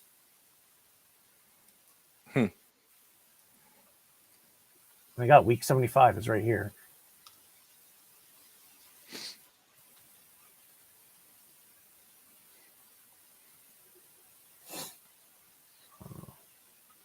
Yeah, folks, I think I'm going to be done with YouTube completely because there's nothing I can do now.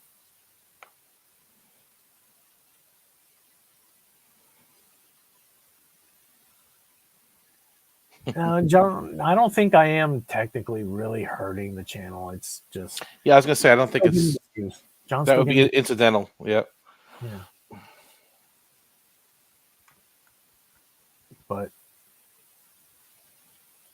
I mean, we've got visual documentation that YouTube is actively attacking my channel.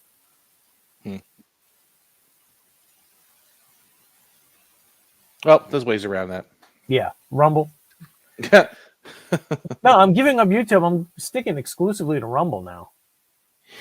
This will be you need to get some kind of audience over there. I mean, that's the only issue. I mean, YouTube has a fraction, you know. We have the viewers. There's just no engagement. You're right. Right. If there was engagement, it would be a different story. And so I think I'll have maybe 1 or 2 more live streams on YouTube before, and all of them saying I'm cutting the channel or cutting things off and going to Rumble exclusively for my live streams. I don't even think doing the shorts is really going to help. Yeah.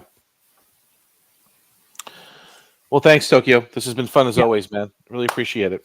Yeah, it was a great time. We'll schedule the next one. We'll do a schedule for the next one. Hopefully. That would be nice. In the middle of something, I'll be there in a half hour. Yeah, exactly. I was like, all right, he wants to go live. Why not? Let's go. It was worth it, except for that first part. Yes. But even that was worth it because we needed to, prepare ourselves for Avalon, which I think we adequately did with that. Yeah.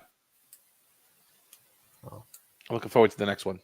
Definitely. So yeah, I think that's what we're going to end up doing. The next couple of live streams will be, shared on YouTube and Rumble. Encourage more and more people to go to Rumble and follow me over there.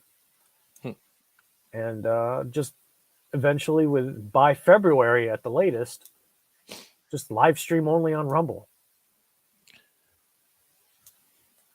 So the link for my Rumble channel is in the description of this video. Please give me a follow, register for Rumble, give me a follow over there, and just watch for my live streams. Make sure you got notifications turned on when you follow. And, I'll be live streaming over there from now on. So uncensored. Yeah. Unfiltered. Raw and uncut. Tokyo. Oh, dude, you got to do the VO for that. Let's get ready to rumble. Yeah, I got to do I got to buy another slot for you for what do you call it? Co-hosting. So you've got co-hosting power here. Oh, okay. Any slots available. So hold on.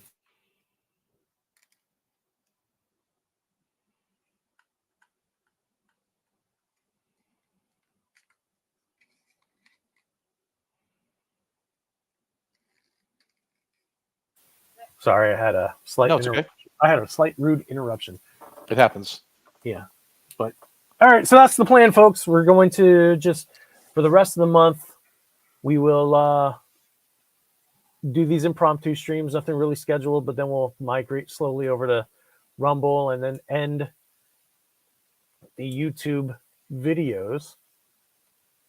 Probably the last one will be the 29th. Which is a Monday on my time. It will be the last YouTube live I ever do. because it will be exclusive to Rumble. So if you want to follow me, if you want to keep following me and keep seeing content like this, head over to Rumble. The link is in the description of this video. Give this video a like on YouTube for all the good it will do. Share. Don't forget to subscribe. Well, forget to subscribe if you are new here. Follow me on Rumble instead. Rumble. Yeah, don't bother with YouTube. Just give the video a thumbs up and tell YouTube that say, hey, there are more than 5 people watching these videos.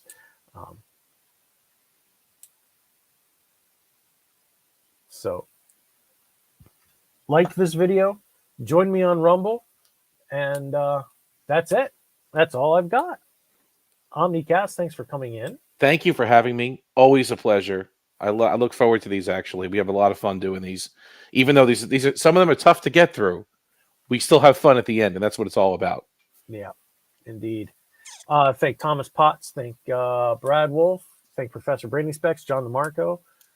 And I'm sorry if I forgot anybody else that was in the chat that came in earlier. Thanks for the fake news, Thomas. Appreciate it. Fake news. Fake news. Rumble. You guys were awesome, too. Brad Wolf was in the house of Rumble. Yes. And the professor are also here as well. Professor John. Migrate over. John DeMarco, I believe. I got you, buddy. I don't remember if I just forgot you. I'm sorry. John, you are awesome. Thankfully, I'm not bringing your channel down, but more Jeopardy, I guess, on Saturday. Is the day. Well, Sunday for you. Yeah, Saturday Monday, for our part of the world. Yep, Monday's a holiday. It is Seijin no Hi, which means adulthood, coming of age. Coming of age. Coming of age day. It's your day of ascension, age of ascension, right? Yeah. Yep, where all the hot 20-year-olds go out in kimonos. Oh, okay. Yeah. Excellent. Expect some. I'm hoping to share some pictures and videos of that. So, are you off? Is it a day where you're off from work, or things are closed, or no? I'm always off Mondays until March. Got it. So nice. Sorry for the impromptu, but thanks for stopping in. And thank you, sir. As always. And we'll catch you guys again on the next one. Don't know when it will be, but I hope to have you guys there with us. So have a good one, folks. Happy New Year. Be safe out there. And yeah, that's it. No, I can't think of a quick outro line right off the top of my head to steal from somebody else on YouTube. Gotta prepare. It's impromptu. You didn't think of one this time. Yeah, it is impromptu, so I just don't know. All right. So actually, let me just summarize what we thought of the very first video that we watched today.